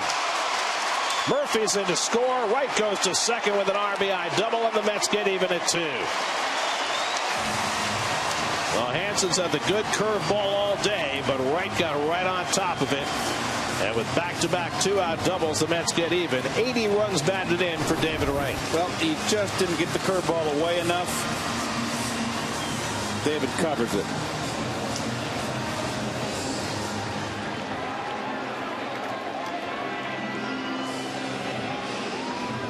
Nicely done. Full extension of the arms. David Wright is 38th double of the year, and that's going to be all for Tommy Hansen. They'll bring in the left-hander to face Ike Davis. Mets have gotten even here in the bottom of the 6th. 2-out doubles by Murphy and Wright to tie the game. Now the call to the bullpen brought to you by Verizon Wireless with Mets memorabilia from Verizon at Mets.com/Verizon Sweeps.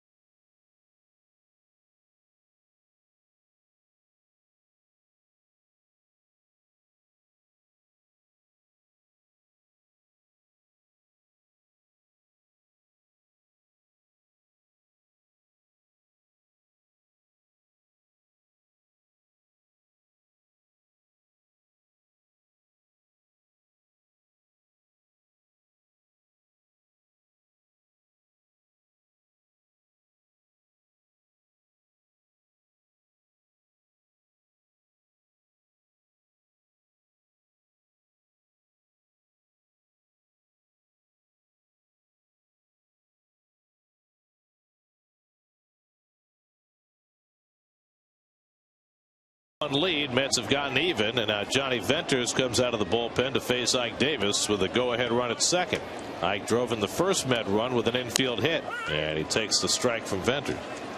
Well, Venters has not had the season he had last year. They used him so much, and he's going to face Ike, who's hitting 173 with 7 home runs against lefties. 0 for 3 against Venters, and he fouls back the fastball, and it's 0-2. Venters pitched Friday night, worked a 1-2-3 inning through just 5 pitches in the opening game of this series. So Hansen goes 5 2/3, allows just 4 hits, but the 2 runs as the Mets have come from behind the tie. He walked 1 and struck out 5, and responsible for right at second base.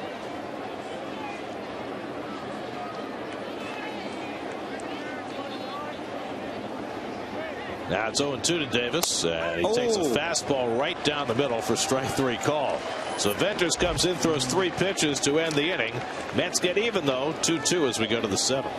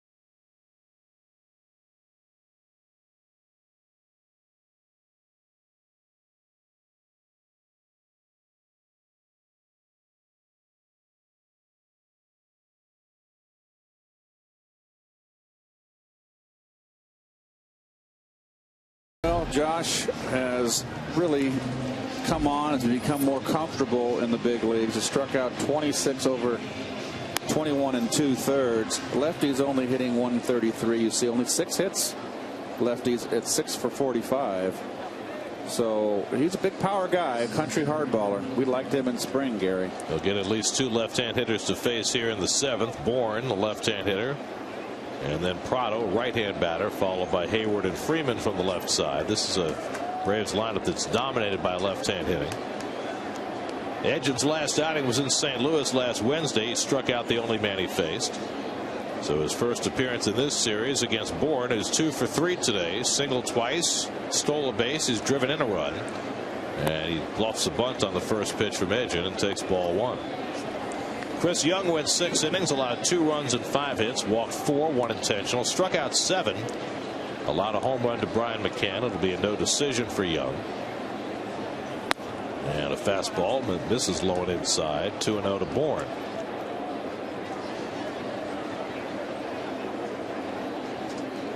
Big game in St. Louis today for the Cardinals. Of course, I guess every game's big for St. Louis right now. They're holding a half-game lead for that second wild card.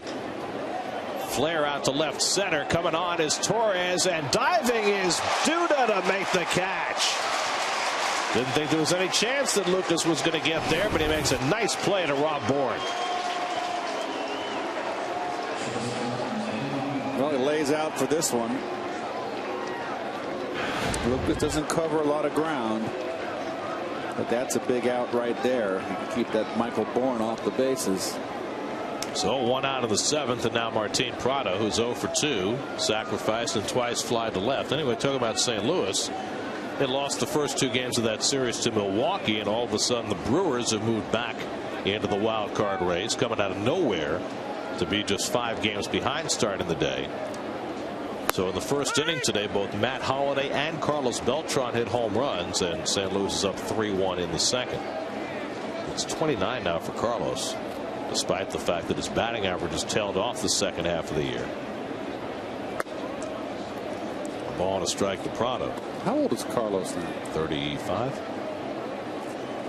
You start getting a little tired. You start falling asleep on the airplanes from city to city after. That's when you know you're getting old.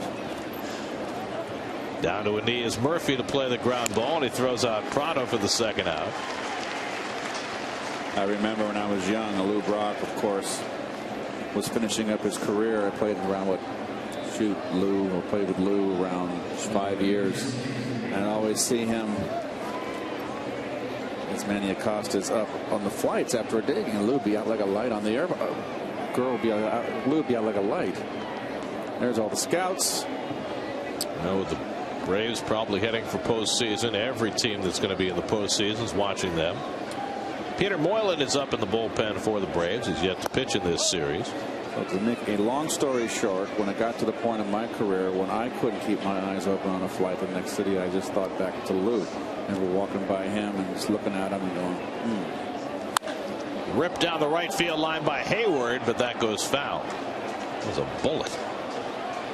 Well, you know that you've gotten maybe past the end of your playing career when you don't even wait for the flight. You fall asleep on the bus on the way to the airport. I've been known to do that. I see you too. Yes, every day. You give Len a call and it's see you later. Well, you get some cities where it's a long drive to the airport. You get a nice nap in. As it's called strike, and it's 1-2 to Hayward.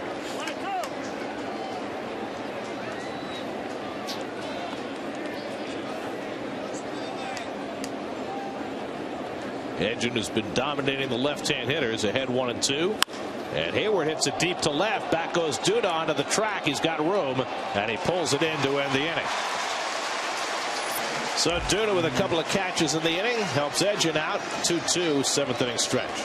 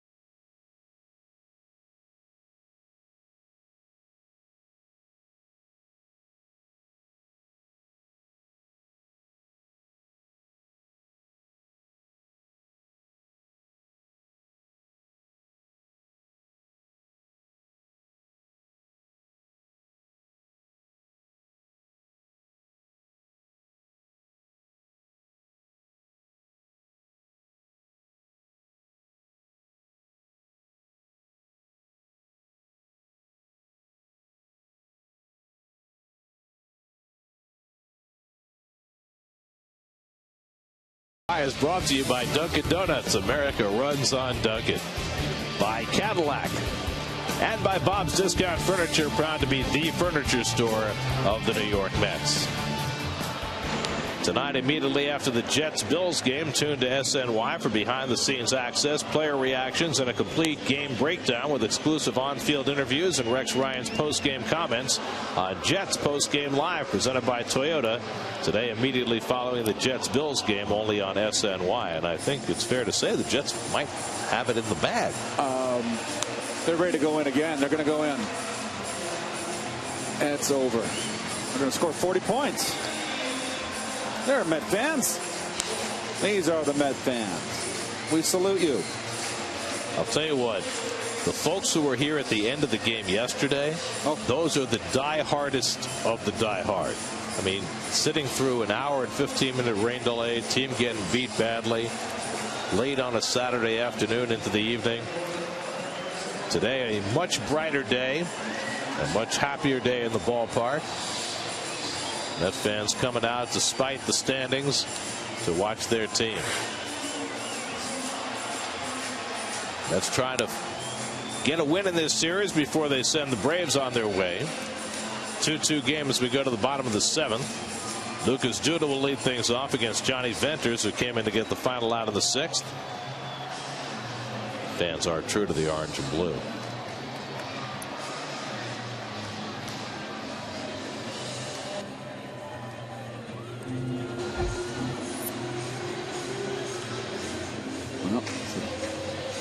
The beginnings of fall weather. The clouds look different. Just a beautiful dry afternoon. It was nice enough today that we even changed our wardrobe. We did. Moved out of that summer gear and into more fashionable fall clothes as Duda leads off in the bottom of the 7th with a hard base hit against Venters. So Duda going up against the lefty, like the first pitch he saw, and the Mets have the go-ahead run aboard to start the inning. Pretty soon the pumpkins will be up. Be carving. And then there's the great pumpkin. Yes. Here's Turner, who has been up twice and struck out both times. Let's see if he's asked to bunt here. 7th inning tie game. Torres and Tolley to follow, so that might dictate strategy. I wouldn't bunt him. And neither is Terry Collins, but it's a double play ball right at Ugla. And the turn by Prado falling over, but he gets it there on target for the 4-6-3 double play. So 2 pitches, a base hit, and now a double play. Taylor made. Oh boy, it was not a classic turn here. Well, he's not a classic shortstop. He's a utility guy who plays everywhere. The spike got caught. We'll give him a little benefit of the doubt. Got a smile from Ugla. But Martin Prado has played most of his games in left field this year. They had him as a second baseman a couple of years ago, picked up Ugla, and he has had a nomadic existence since. As Torres takes a strike. Andres has flied to center, walked and stolen a base today, 0 for 1.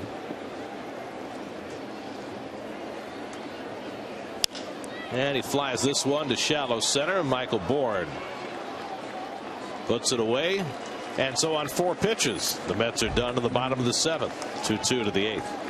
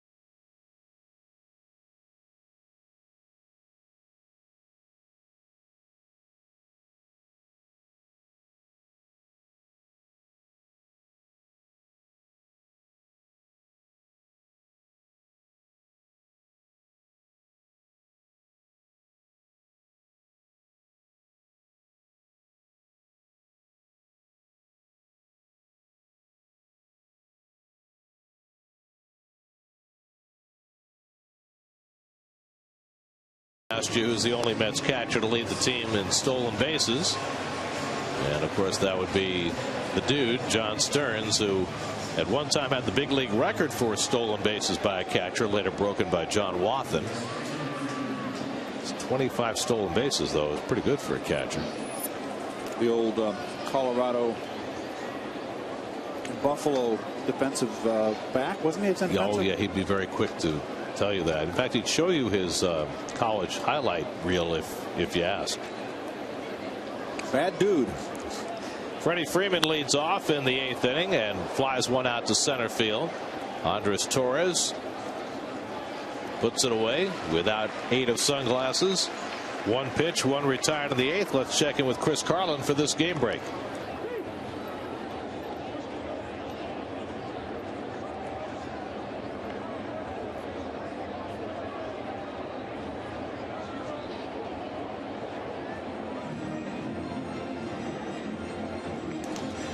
All right, Chris, Josh Edgin has done his job, retired all 4 batters to face him. Mets will make a double switch here, bring in Ruben Tejada and John Roush in the 8th inning. Mets and Braves tied at 2. We'll be right back.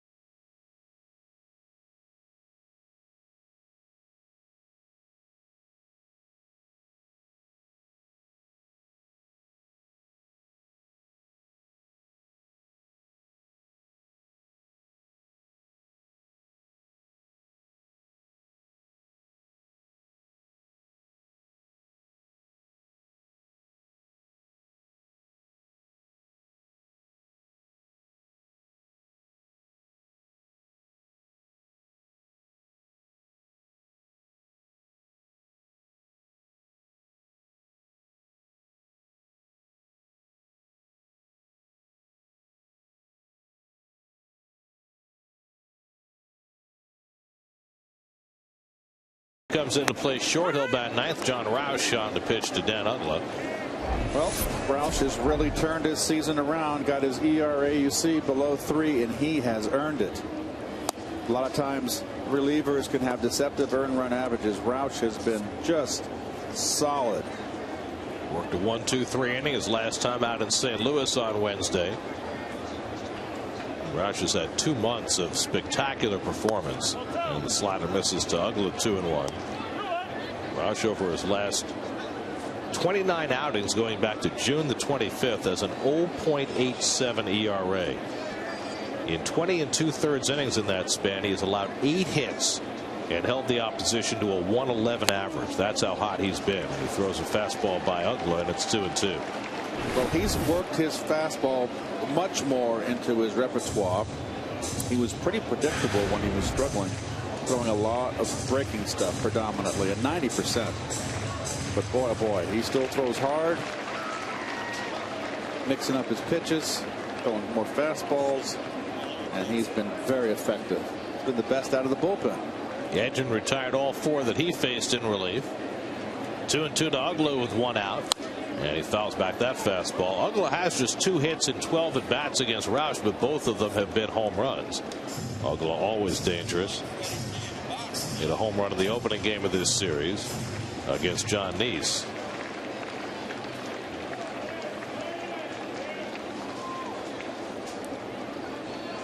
And the breaking ball got him. Roush strikes out Uggla, 2 men down. Well, this is a flat slider, and belt high. Uggla just swings right through it. He just wants to pull. So 2 out and nobody on. Now Brian McCann, who gave the Braves the lead with a home run in the 6th inning, his 20th of the year and his 2nd in 2 days. And McCann, who bunted for a hit yesterday, will be given the bunt this time with the Mets playing the full shift. McCann now with 5 hits and 8 at bats in this series, including a double and 2 home runs. So all of a sudden McCann, who had been in a big time struggle, has found his groove, and he takes a strike. Interesting on the defense, the outfield is basically straight up, and Duda not even gapping. You can see Duda way over here. So I've always felt that that ball down the left field line's a double anyway. Well, McCann at his best is a guy who drives the ball to left center, but he hasn't been that guy for most of this year.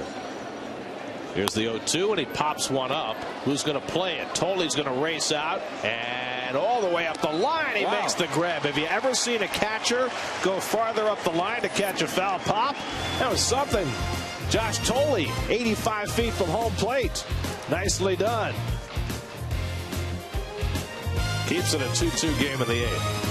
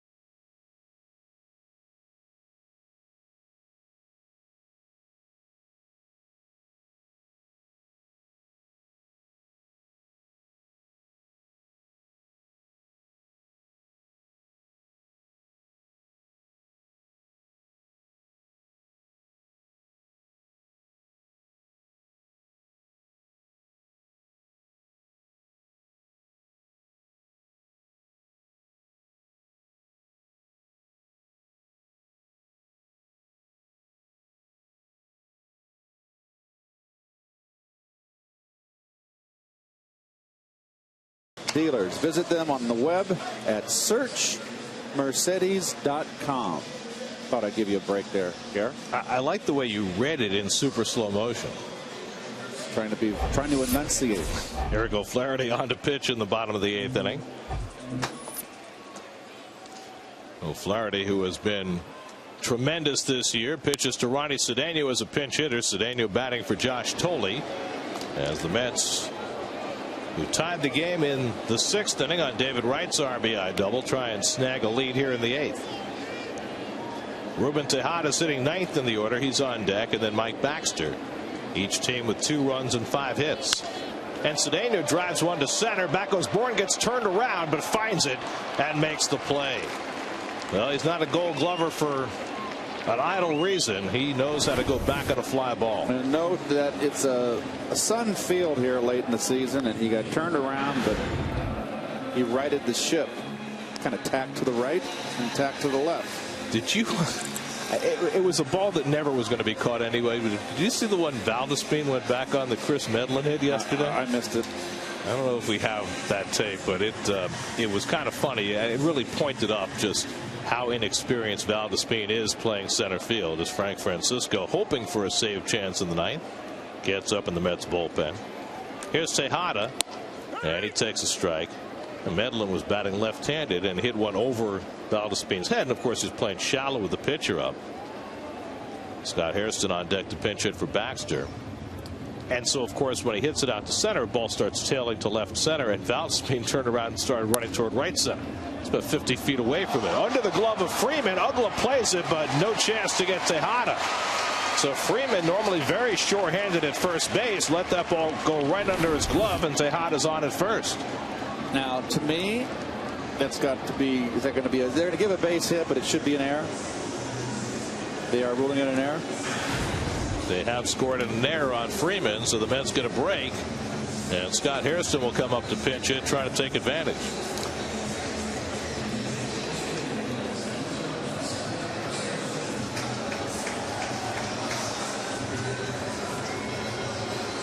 Well, Freddie Freeman, his 8th error of the year. So now Hairston bats for Baxter to give them a right-hand hitter against O'Flaherty. Hairston as a pinch hitter this year, 6 for 30 with 2 home runs and 4 RBIs. Of course, has been death to left-handers, but it's been a while since he's hit a home run. Scott's 0 for 5 in this series, and he takes it low for ball 1. His last home run against the lefty was more than 2 months ago. He has 159 at bats against the left-handers, hitting .308 with 9 home runs and 27 RBIs.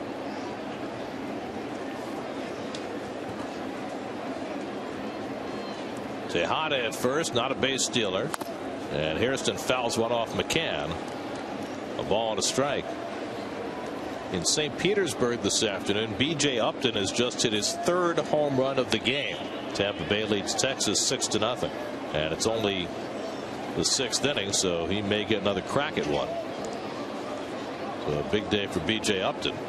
3 home runs. You see the Orioles have come back a bit on the Yankees, knocked Freddie Garcia out. Yankees up 5-3 on the Orioles as they go to the bottom of the 5th.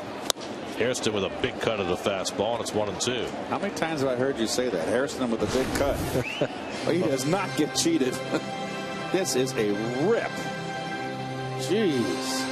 There was a time about a month ago where he was starting to hit some balls to right field, but mostly he's just trying to yank it out of the ballpark. That was that Arizona series in Phoenix.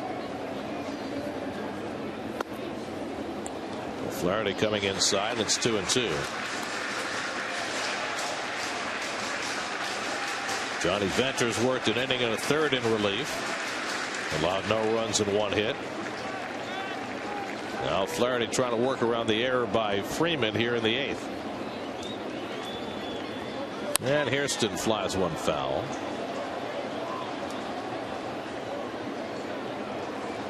Daniel Murphy, who already has 2 doubles in today's game, is waiting on deck.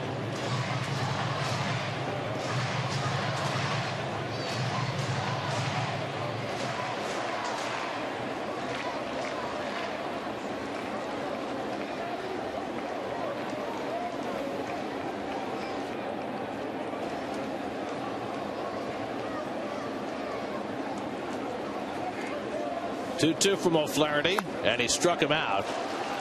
Good sinker by O'Flaherty for the 2nd out. Very good sinker, and wisely just kept the ball away from Scott.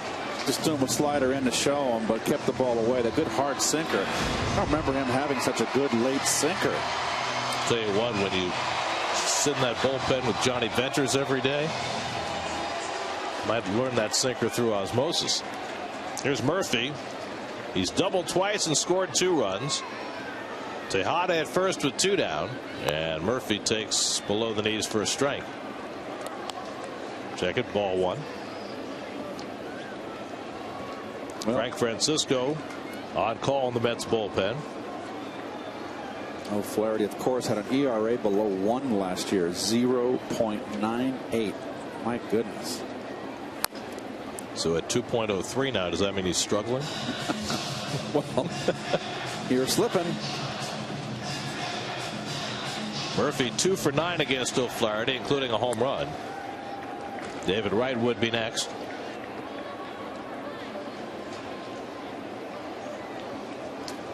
Giving Murphy a huge hole on the left side of the infield with Francisco guarding the line. Tejada fakes a go at first base. And time then called. Hand grenade. Not sure who asked for time there. I guess it was Murphy. Murph did. And he says to O'Flaherty, it was me. He doesn't have to say anything, does he? Well, he's trying to be nice about it. No, come on. And Gibson calls time, but that's awfully late. Me, sorry. What do you mean sorry? Well, it's not up to Murph to decide whether to grant it. It's up to Gibson. Murphy takes a big cut, and it's 1-2. This is a very wicked sinker that O'Flaherty's throwing. He's throwing it like Venners did last year. This is late sink, and that is just a tough pitch.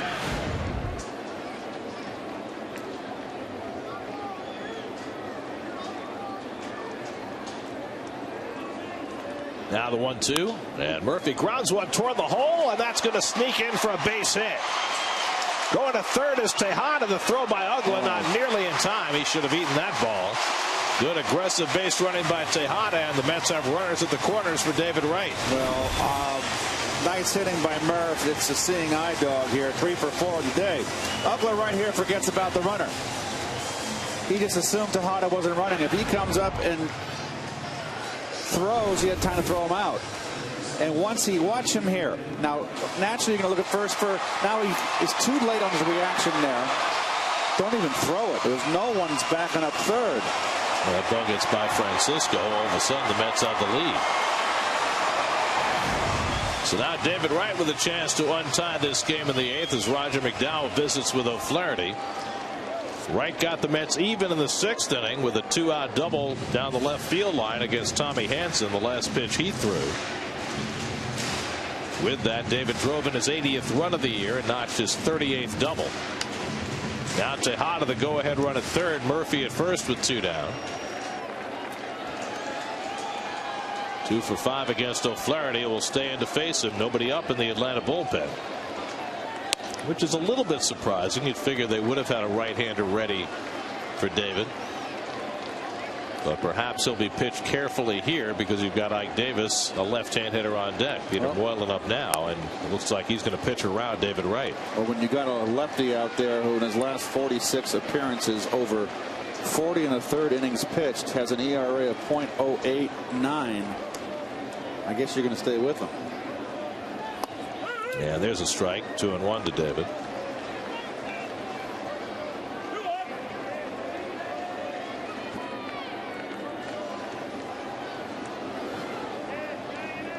Two-1 from O'Flaherty, and Wright swings and misses at that sinker, and it's 2-2. Well, that's been a nasty pitch. Look at this late sink. That is impressive.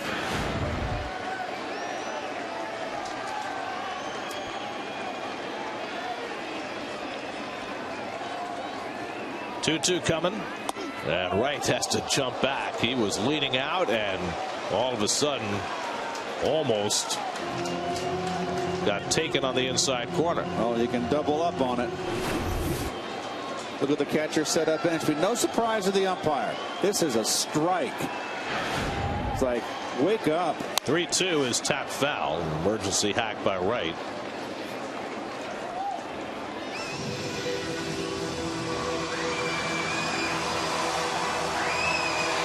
Flaherty's had to work hard after the 1-out error by Freeman. Allowed Tejada to reach. Murphy with an infield hit. Murphy will be running here with 3-2 and 2 out.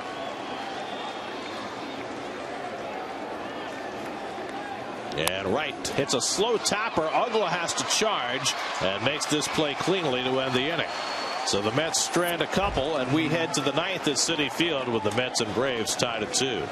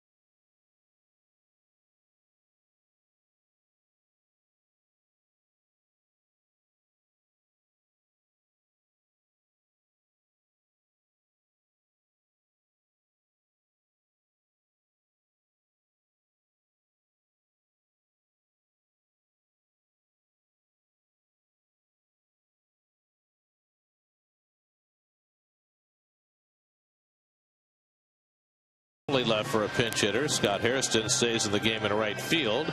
And Frank Francisco will come on to pitch in the 9th inning in a tie game.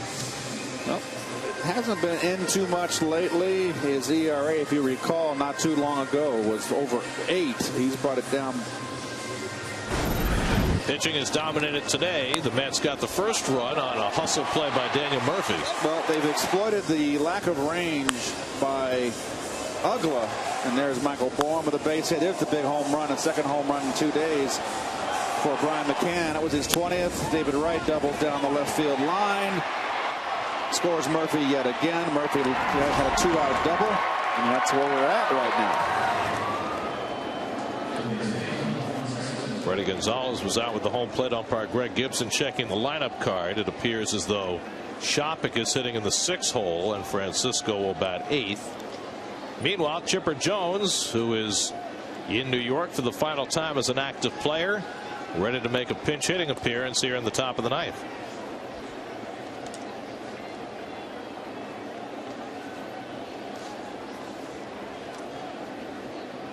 Francisco is getting the start today because Chipper did not, has struck out 3 times. And Francisco's first pitch is a splitter in for a strike.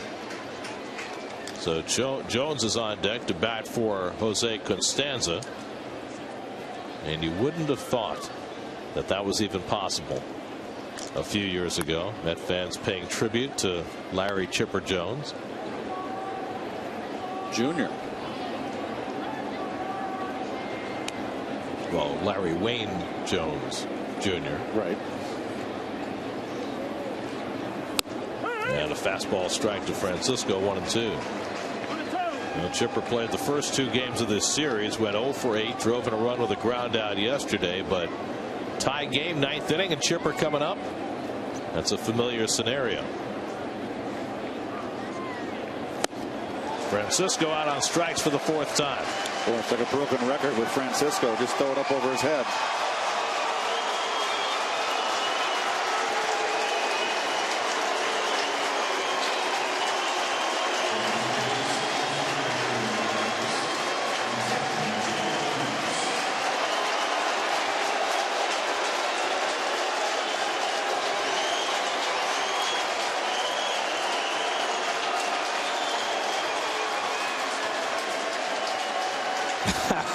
I think that's probably the definitive sign for the way Met fans feel about Chipper Jones. They're honoring him, at the same time reminding him that they know what he's done over the years, and happy to see him go. Oh, very nice. 49 home runs in his career against Met pitching. Only Willie Stargell has hit more. Hats off to Larry. Don't let the door hit you. That's great.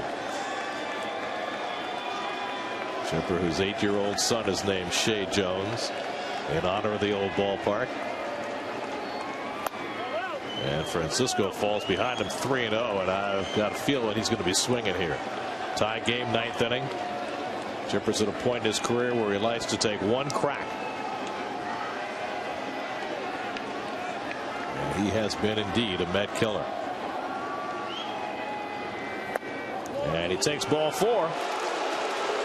So Francisco walks Chipper Jones, and we'll see whether he leaves for a pinch runner, and he will, and he'll get one more hand as he leaves.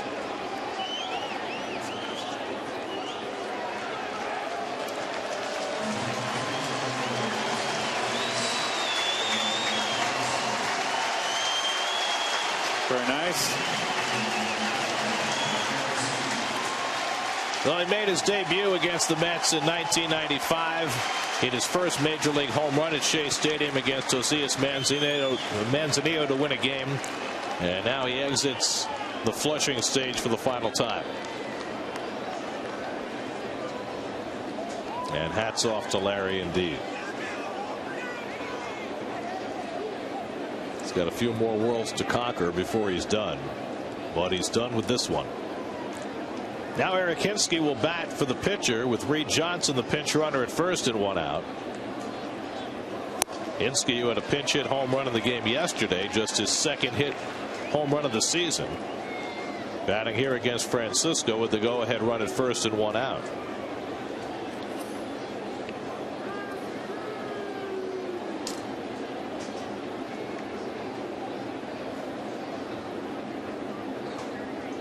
Well, it wasn't quite Kid bids Hub fans adieu, but it was pretty nice. It was very nice. Well, the Mets will be in Atlanta the final weekend of the season when he gets his send-off from his hometown fans, and that'll be something else. You can only imagine what that extravaganza is going to be like, and of course it's fitting that the Mets will be there at Turner Field to witness the whole of it.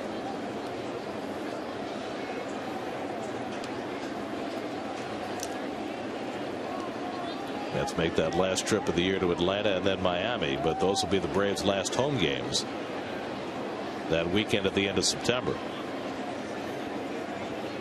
2-1 to Hinske, and stopped by Shopik, but a nice jump by Johnson, and he'll go down to second.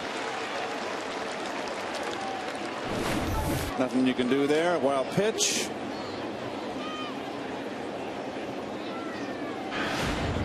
So now the go-ahead run in scoring position.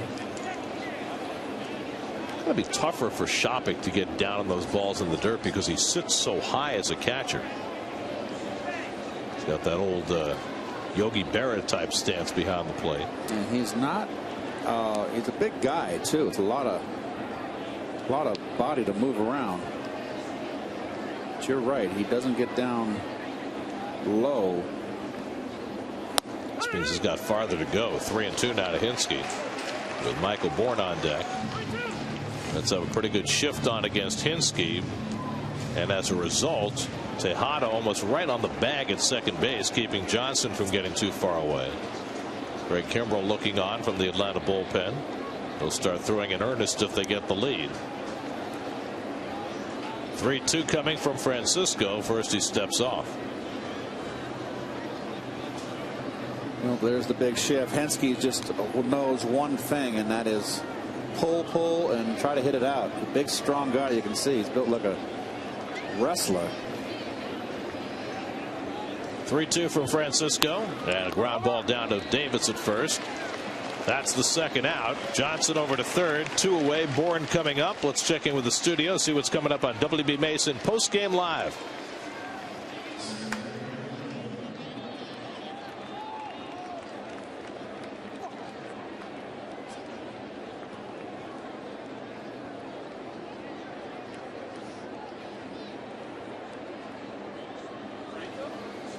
All right, thank you, Chris and John. Now Michael Bourne bats with 2 out and a runner at third. Bourne is 2 for 4 today, drove in a run with a base hit in the 5th, robbed of a hit on a diving catch by Lucas Duda in left center his last time up in the 7th.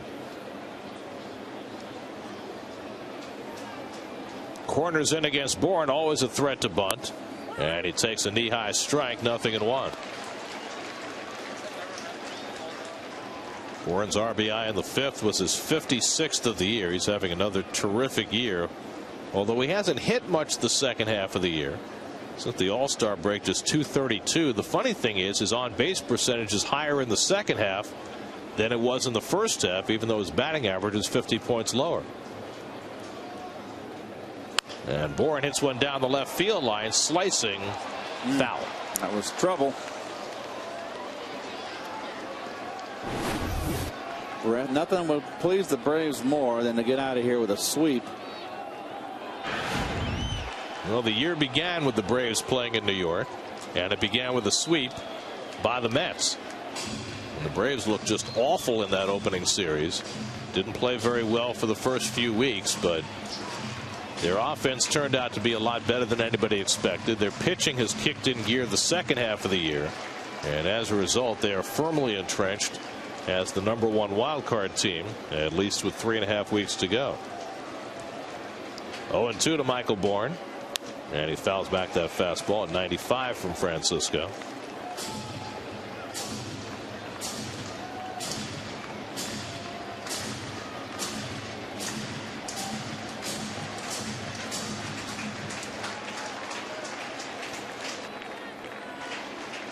Johnson at third and 2 down. Now the 0-2. And Bourne takes the fastball a little high. Lays off the high one. Right where Shopik wanted it, but couldn't get him to bite. Now it's 1-2.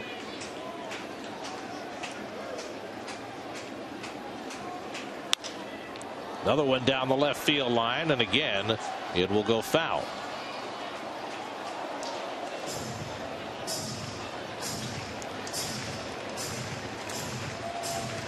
Giving yourself up for the team or the ball.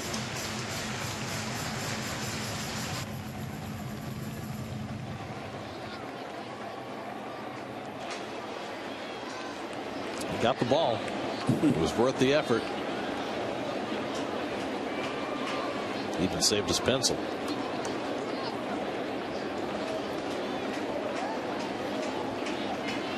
One-two from Francisco, and Bourne tops one, foul.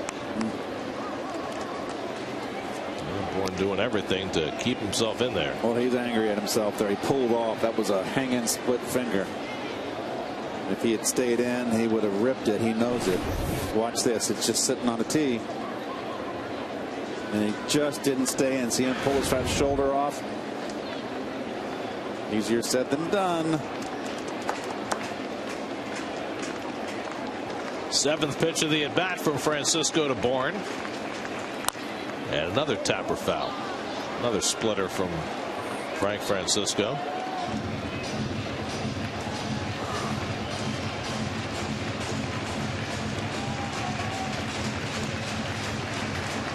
Chipper walked as a pinch hitter. It's his run over at third base with Reed Johnson pinch running.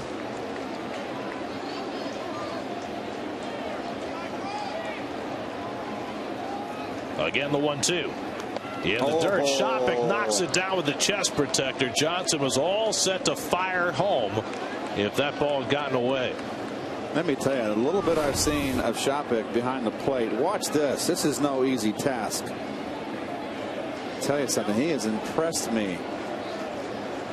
Reed Johnson at third. He's ready. Nice play.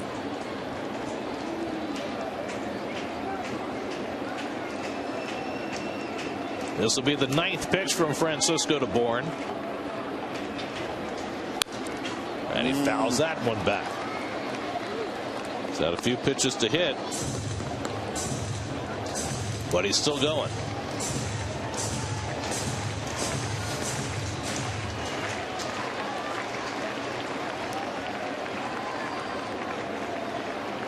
A walk, a wild pitch, and a ground out to put a runner at third, and Francisco trying to put this inning to bed.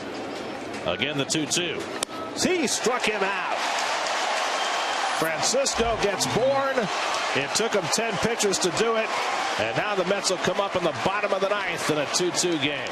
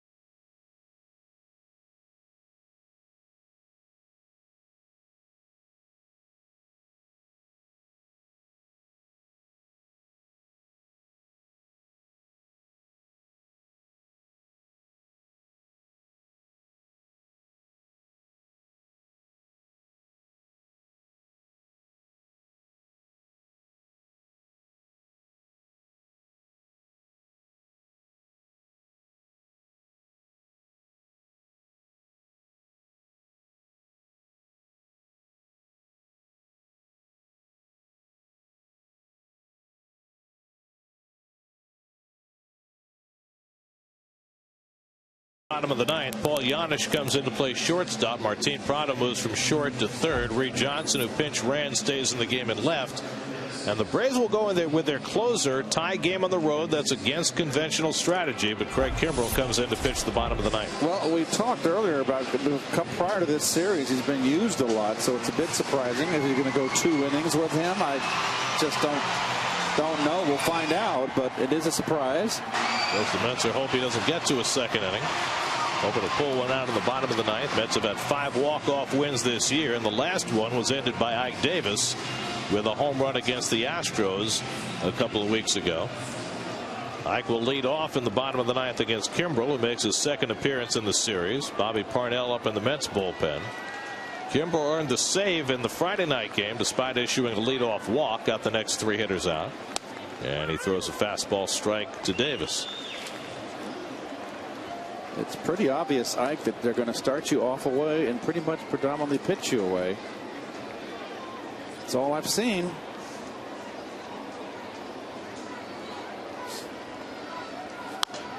Fouled away, and Kimbrell's ahead 0-2. Tomorrow night, the Mets open their series against the Nationals. Colin McHugh makes his 3rd big league start. Gio Gonzalez goes for his 19th win for Washington. 6:30 the coverage tomorrow night right here on SNY. Lucas Duda on deck. Kelly Shoppach behind him as the Mets look to walk off with a win. 0-2 to Davis, and it's in the dirt. Eric O'Flaherty worked an inning, had to work around a single and an error, but able to get the Mets out in the 8th, handing it off to Kimbrell. So all 3 of the big 3 in that Atlanta bullpen working this afternoon.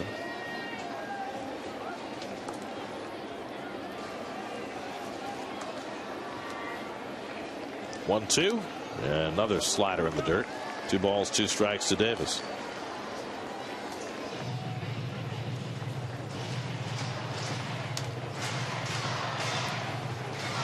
Jason Bay looking prepared, although it's hard to see a scenario where he'd bat against Kimbrell. Mets do have one more left-handed bat on the bench in Jordany Valdespin. Now the 2-2 up and away. So after getting ahead on Davis, Kimbrell goes to a full count. Remember, he walked the first man he faced when he came in Friday night. Davis is 2 for 3 against Kimbrell, and Duda has a home run against him. So unusual levels of success against a guy who doesn't give up much. 3-2 coming, and Davis pops it up foul. That'll come back and out of play.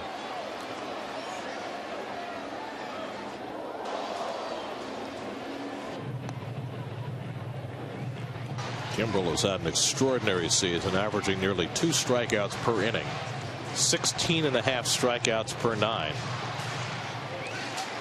You've had 2 pitchers in this league who have had unusually dominant seasons, with Kimbrell and Aroldis Chapman in Cincinnati, both striking out hitters at an unprecedented rate.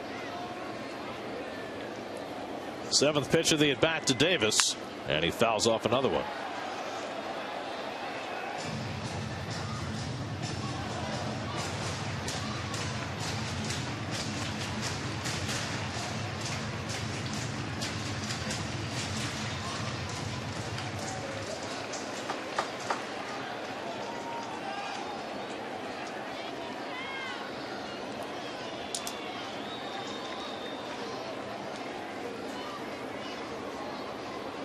Again, the 3-2, and Davis rips one into right field. That'll fall for a base hit. A terrific turn at bat for Ike Davis, and the Mets have the potential winning run aboard against Kimbrell. Well, he opted to stay away from him, and that had a little too much plate. Ike covers nicely. I have a pinch runner here. Jason Bay had a bat in his hand, but it's his legs that are going to play here as Bay runs for Davis, carrying the potential winning run. And Bay also, I think, the best base runner on the Met Ball Club. So now you got Duda at the plate and a decision to make. Do you ask Duda to bunt, or do you let him swing away and look for the extra base hit that could win the game? What do you think, Gare? I think he's got to swing. No fooling. Duda, as we mentioned, has a home run against Kimbrel in his career. Just 1 for 7, though. He's 1 for 3 today, and a base hit to right field his last time up. And he's up there to swing, and it gets away, but Bay, judging it was not far enough from McCann, stays at first base. Did they call it a strike? That's what I want to know here. Did he swing? I don't think they even appealed. I don't believe they did. I think it's ball 1. There's Bay ever alert. He had a thought as McCann chased that ball up the first baseline, but he held the thought. Mets have now hit the Braves 7-5. Kelly Shoppach standing on deck.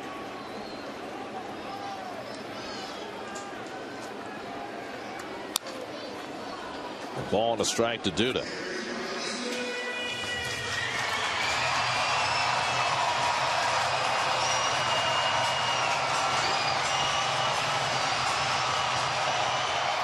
Kimbrel has worked 52 innings this year. That was just the 22nd hit that he's allowed.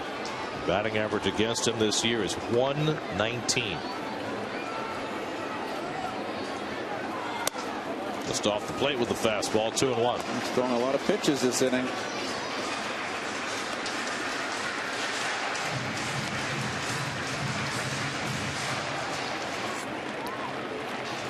Pay attention, folks.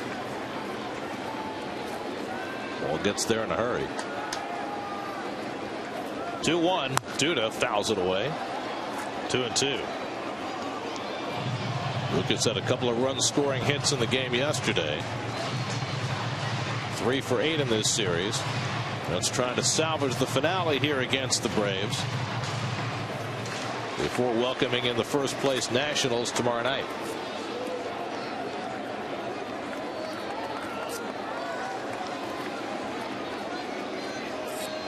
Bay at first and nobody out. 2-2 coming to Duda. Ties him up on a slider, and he went around strike 3. Oh, boy. Manny Gonzalez, the rookie third base umpire, punching out Duda for the first out. Yeah, I think he did.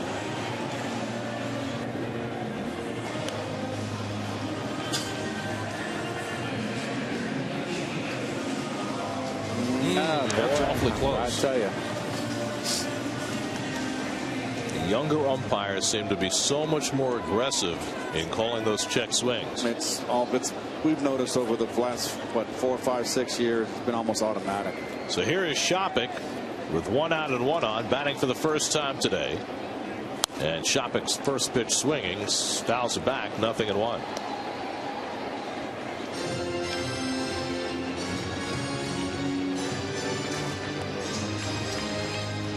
Andres Torres is the on-deck batter. Behind him is the pitcher's spot. And as mentioned, the Mets have one left-handed bat left in the dugout, and that's Valdespin.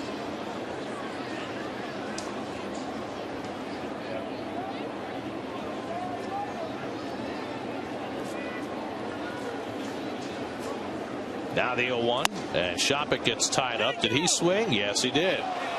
Phil Cuzzy with that call, and it's 0-2.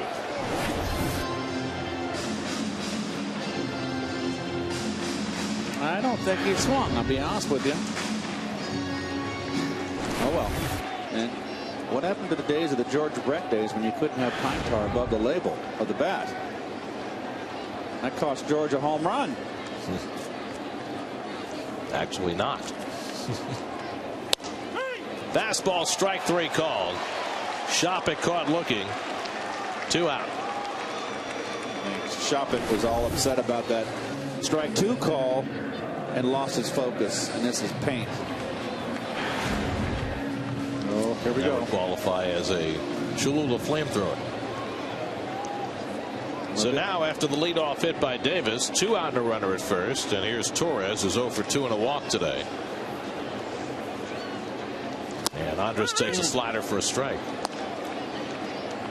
And there is Valdespin, who's had a knack for pinch hit home runs against closers. Papelbon, Clippard. Maybe he now has Kimbrel on his wish list. Parnell getting ready for a 10th inning if there is one.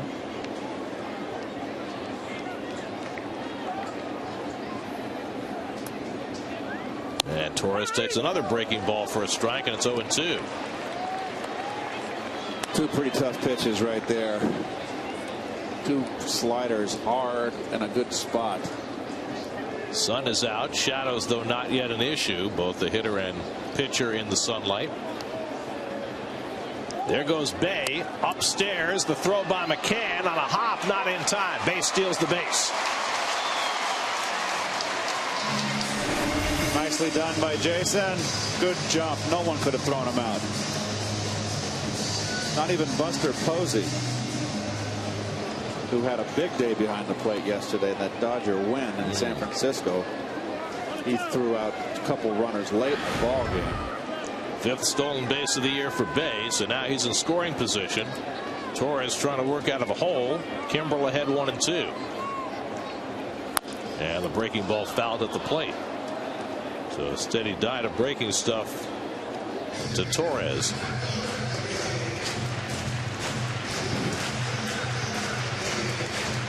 Twenty pitches already for Kimbrel here in the ninth. Problem with bringing your closer in a tie game on the road is if he has to work too hard in that 9th inning, you might not have him for the 10th. It's like Spider-Man looking at a sign there. Here's the 1-2. Breaking ball again. Grounded to Ugly at second. And the low throw handled by Freeman, and we're going to extra innings at Citi Field. Kimbrel strands the runner. 2-2 as we head for the 10th.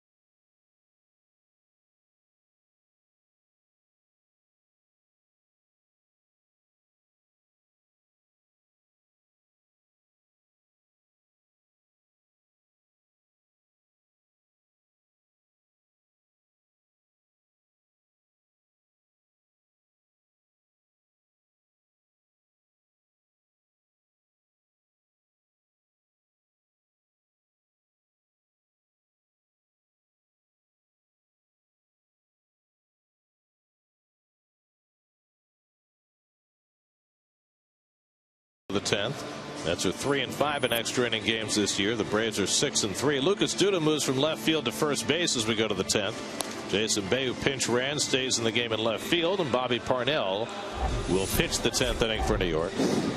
Well, Parnell has only allowed 2 earned runs over his last 12 innings, 8 strikeouts. So he's been throwing good this year. There's been lots of progress with Mr. Parnell.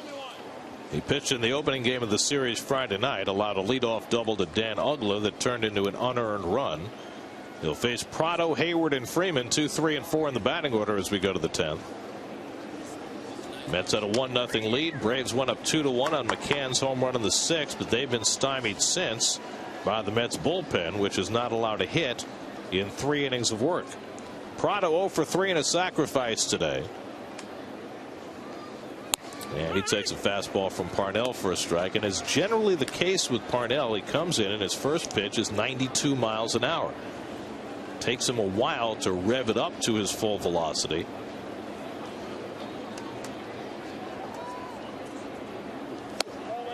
And that would at 94. So he goes from 92 to 94. And in all likelihood, within a couple more pitches, he'll be up to 97 and 98. Jason Hayward on deck. Freddie Freeman behind him. And Prado hits one past the mound. Murphy to his right, the backhand, and the jump toss, but well too late to get Prado, who has an infield hit. Well, Murph likes to play deep, and as a result, when you play deep, the little choppers are going to be base hits. You see him fielding that ball in the grass. They're trying to get more range out of Murph by playing him deeper, but it does leave you vulnerable to the slow roller or the Baltimore chop. Especially against anybody who can run. So now here's Hayward.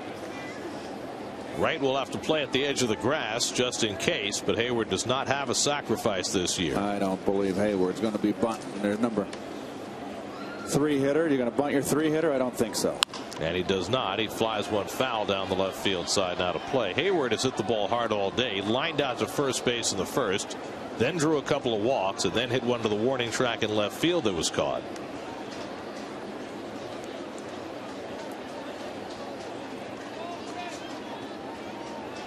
Peter Moylan has been up several times, gets up again in the bullpen for the Braves, with Kimbrel having thrown 21 pitches in that 9th inning.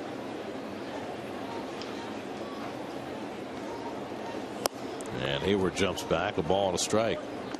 Final in St. Petersburg, James Shields throws a complete game 2-hitter as the Rays beat the Rangers 6-0. B.J. Upton hit 3 home runs in that game. So the Rays looking right now, the Yankees ahead 6-3 in the 7th, looking to stay 2 behind. Yankees are now up 8-3 in that 7th inning. Curtis Granderson, who's been struggling so badly, just singled in a couple of runs. He also has his 35th home run in that game. 1-1 to Hayward and a pickoff toss, and Prado is back. Prado has 17 steals this year. He's been caught only 3 times.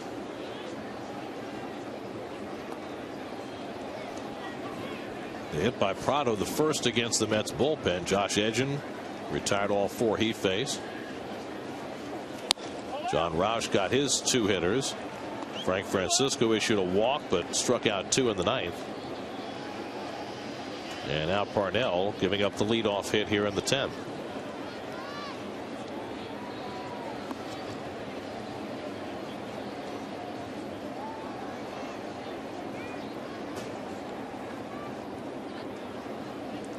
There goes Prado. Hayward grounds one to the right side. Murphy will have to go to first with it.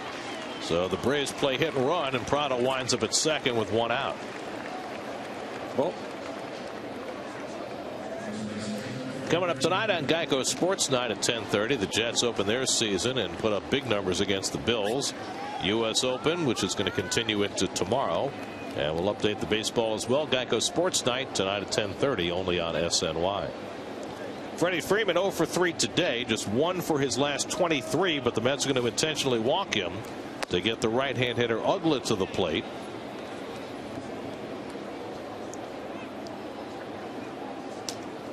It'll be the second intentional walk of the day doled out by the Mets. So the Mets playing more left-right than hot-cold in this circumstance. Ugla has swung the bat much better in the series than Freeman. But Freeman gets the intentional pass.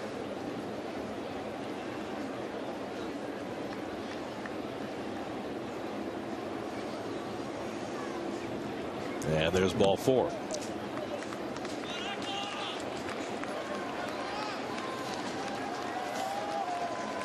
So now Dan Ugla bats with 2 men on. Ugla doubled back in the second. Since then he's flied out, grounded out, and struck out.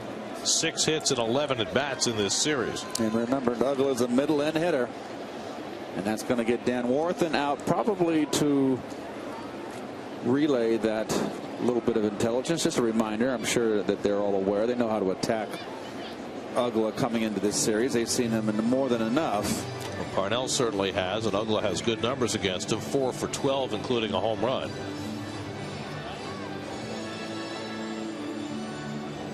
Behind Uggla, you've got Brian McCann.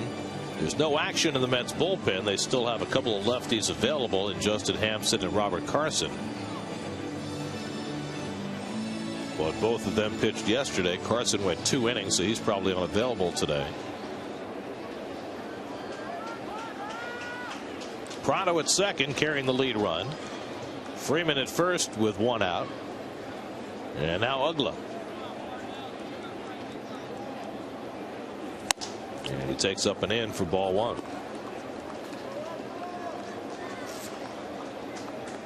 The Braves, with their 4 straight wins, are now 20 games over 500. Started the day with a 5.5 game lead over the field in the National League wildcard race. And a fastball strike, 1-1. The Cardinals, who are holding that second wild card spot, are up 4-2 on Milwaukee in the bottom of the 6th.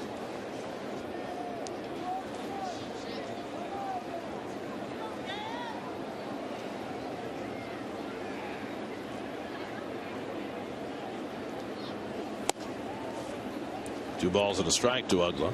Chris Young started this game for the Mets. He went 6, allowed 2 runs and 5 hits, struck out 7, walked 4, winds up with a no decision, and continues to have a winless slate as a Mets pitcher at Citi Field. But pitched well today.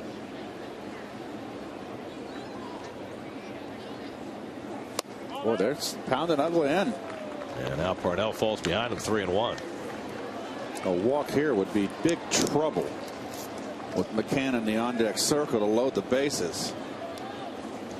Well, McCann has already homered today, as he did yesterday. So this means nice pitch to hit. Be aggressive.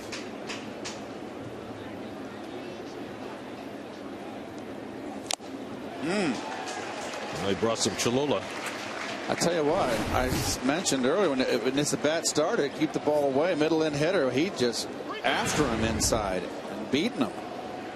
They can get that extra number on the fastball when he needs it. 98 miles an hour from Parnell to get to a 3-2 count. Prado at second, Freeman at first. Not running, 3-2, and Uggla just got a piece to stay in the at bat. Oh, they are just, here we are, coming in hard at you. Almost makes you think now they could pop him one away.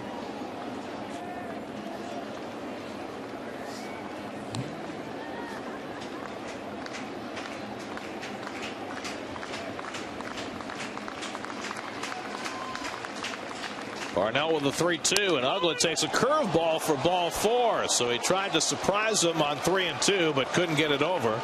And now the Braves have the bases loaded. Well, Parnell shook off Shopik twice. He wanted to throw the curve, and now he's behind in the 8 ball. Red hot hitter, and a lefty to boot. And most importantly, it means the lead runs at third base with 1 out, so a fly ball could get a run in. And the Mets are going to play back. Slow a foot. Play for the 2. McCann 1 for 4 today. His 20th home run of the year against Young back in the 6th. Boy, first ball, fastball hitting here. That's will shift a little bit now. Put Tejada right behind the bag at second.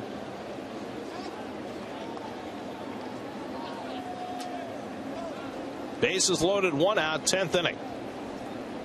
And you see McCann has hit Parnell well in limited chances. And the breaking ball in the dirt, and Shopik knocks it down for ball 1. So even better as a hitter, Gary, right here, is you got the bases loaded. He walked the prior batter, 3-2 breaking ball missed. Tries to throw a curveball first pitch, which tells me he's afraid of his fastball, that I'm a good fastball hitter, and he misses badly. Now it's 1-0. He's got to come with a strike.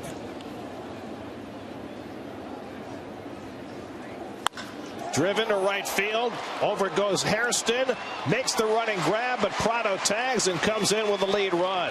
Nice catch by Hairston, but it's a sacrifice fly for McCann. His second RBI of the day, his sixth in the last 2 days, and it's 3-2 Atlanta in the 10th. Well, that was 3 runs right there if he doesn't make that catch. And it has to come with a fastball right down the middle. He's lucky that he didn't lift it. Just a nice play by Hairston.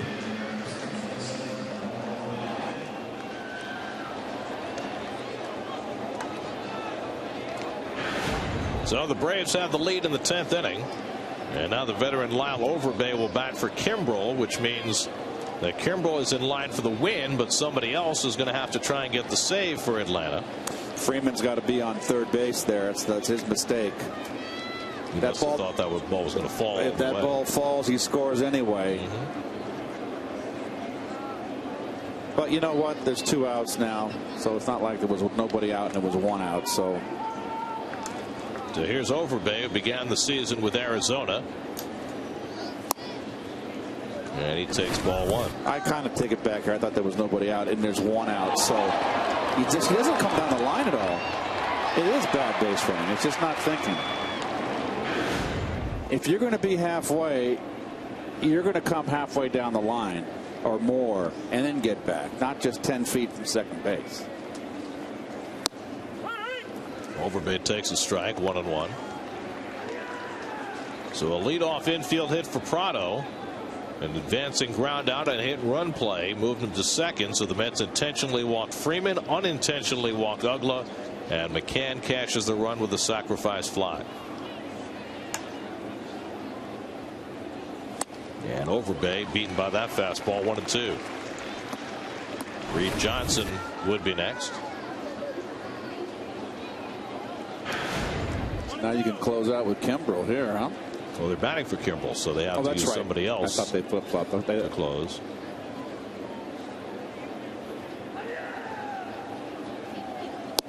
Strike 3 called, gets him with a breaking ball. Inning over, but the Braves have the lead on the sac fly by McCann. And so Moylan will come in to try and save it for Atlanta.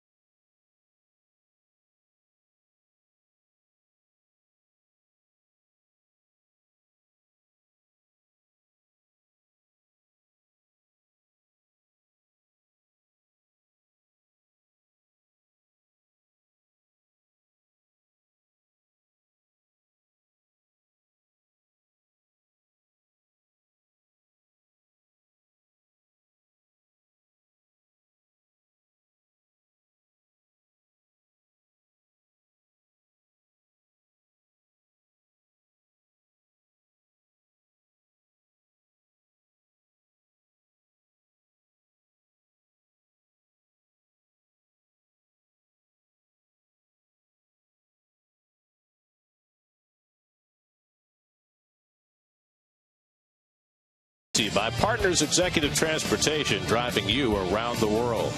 By Nissan. By high yield free checking from Capital One Bank. What's in your wallet? And by Hyundai. New Hyundai owners are talking about their cars in the booth. Well, the side armor Peter Moylan, who was just activated on the 1st of September after all sorts of injury issues, will try and get his first save of the year for Atlanta. Well, lower back surgery, bulging disc. That was it back in May of 11. Right labrum, rotator cuff in September. I mean, the list goes on. The Aussie tough. He's back. Danny Valdespin will bat for the pitcher, Parnell, who's in the 8 hole.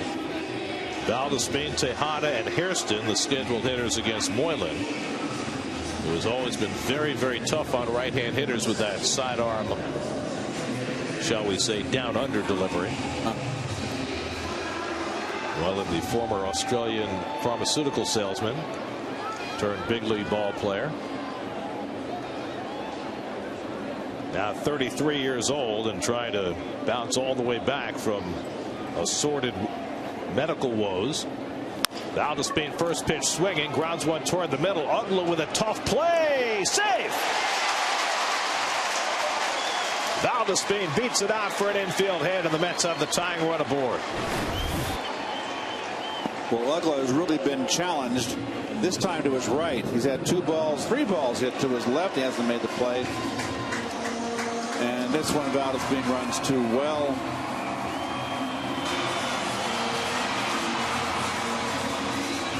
So do you bunt with Tejada? I think you have to, the way he's been swinging the bat against the side armor. I agree. 100%.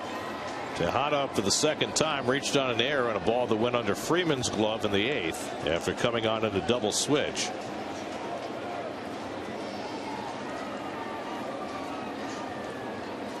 And he is squaring to bunt and takes the pitch off the plate for ball 1. Braves have used all 3 of their front line relievers. Venters went an inning and a third. O'Flaherty pitched the 8th, and Kimbrel worked the 9th. So they're left with Moylan to try and save it. Scott Hairston on deck. Daniel Murphy behind him.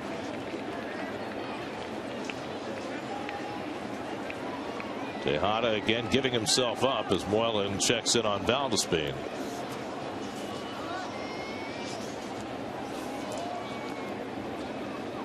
Valdespin has 7 stolen bases, so that's certainly in the equation here. Tejada's had just 1 sacrifice bunt this season.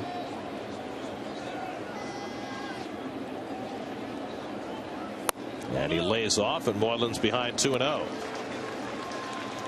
Tejada played yesterday, went 0 for 4 after having Friday night off, and did not start again today. Terry Collins trying to give him a little bit more rest, seeing Tejada's bat slow down late in the year.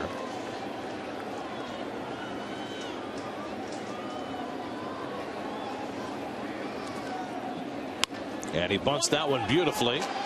Moylan will go to first with it. 1-4 on the sacrifice, moving Valdespin to second. So now the tying run in scoring position with 1 out, and Scott Hairston coming up for the second time. Hairston struck out as a pinch hitter in the 8th and then stayed in the game in right field.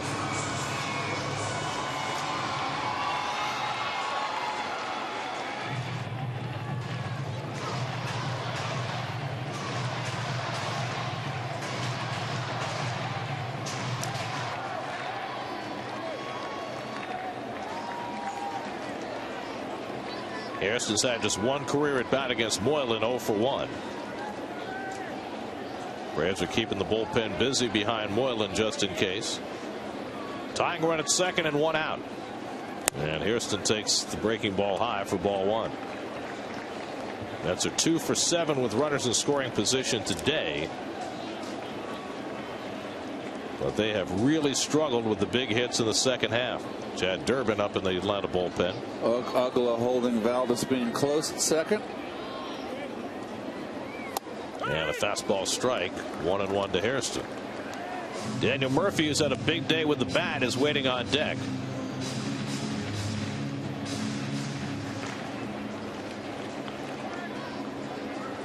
David Wright behind him.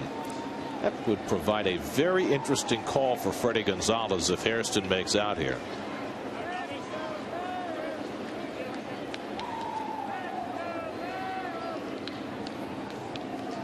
I mean, you've got your side-arming right-hander in the game who struggles against left-hand hitters.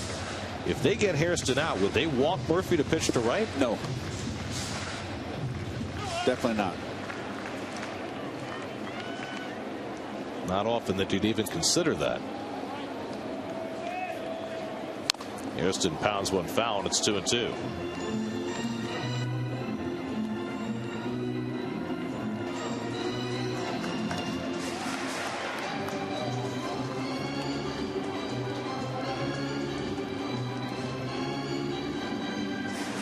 Moylan pitched in 13 games last year before his season fell apart due to injuries. He was in 85 games with the Braves 2 years ago.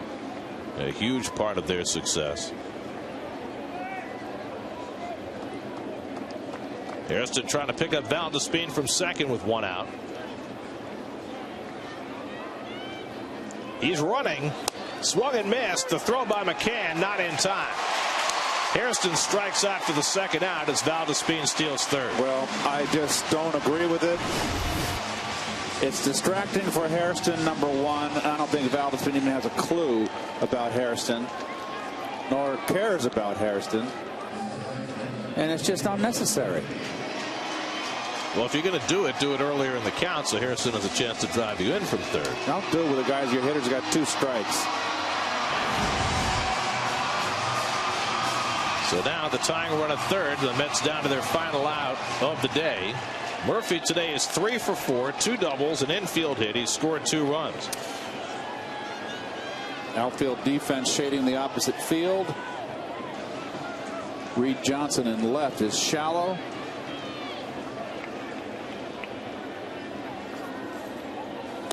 Moylan works him away for ball 1. It's a good matchup for Murph. A sinker ball, right-hander submariner is going to throw that sinker away.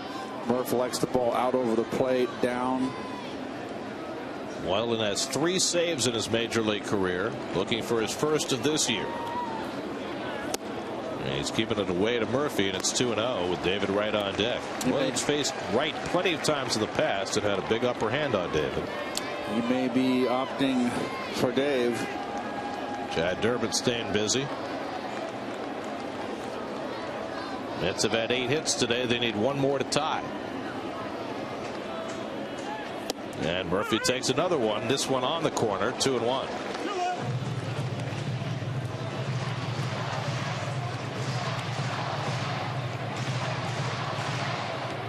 Mets trying to avoid being swept by the Braves for the second time this year.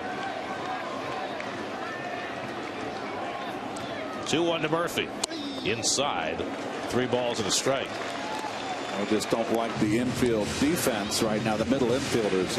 Ugla I can live with, but not Giannis at short. A big hole between third and shortstop. Giannis has got up the middle. I would shift both Ugla around 5 feet to his right, more up the middle, and Giannis more to protect that hole between third and short. Well, it's 3-1 to Murphy, and normally you'd say with David Wright on deck, 3-1, you're going to get a pretty good pitch to hit. You can't be sure of that here, though, because you're not quite sure of Moylan's intentions.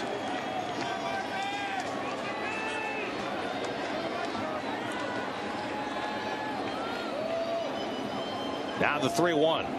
And Murphy holds the swing. It's ball 4. And the Mets have the tying and winning runs on base for David Wright. So Moylan pitching carefully to Murphy, who's on base for the 4th time today. And he'll get Wright instead.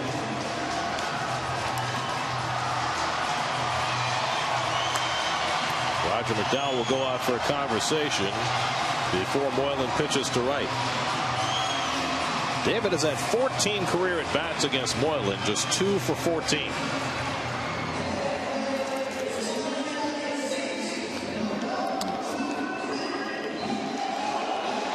Well, the Mets at first and third and 2 out in the 8th and couldn't convert. They got the leadoff man on in the 9th and couldn't bring him in. Now they've got first and third and 2 out in the 10th. And another chance for Wright, who rolled out in that 8th inning situation.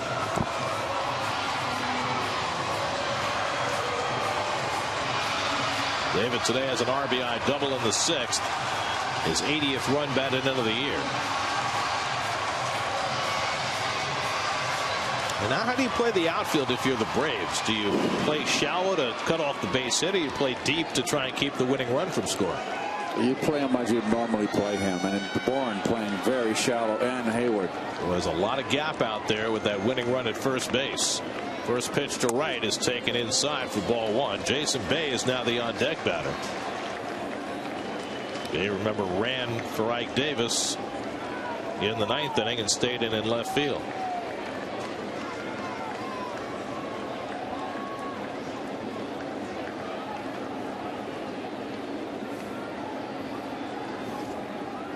And Wright pops it up. Shallow center. In comes Bourne. And Hayward is there to make the catch. And the ball game is over. And the Braves have swept a 3-game series from the Mets, winning it today in 10 innings, 3-2. Well, Mets out-hit the Braves, but unfortunately it's the scoreboard, and Chris Young threw incredibly. But the Brave bullpen, which has been a solid all year and has been a strength for them, they went 4 innings and a third of shutout ball.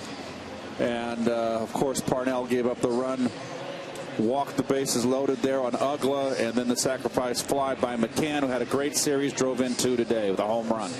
Peter Moylan gets his first save of the year, just the 4th of his career, as the Braves sweep the Mets in a 3-game series for the 2nd time this season, winning today in 10, 3-2. Tomorrow night, the Nationals are in town for the first of 3. Colin McHugh starts for the Mets. Gio Gonzalez goes for the Nats. 6:30 our coverage right here on SNY. Now for Keith Hernandez and our entire SNY crew, I'm Gary Cohen at Citi Field. Time for WB Mason post-game live. Let's join Chris Carlin and John Franco in the studio. Guys.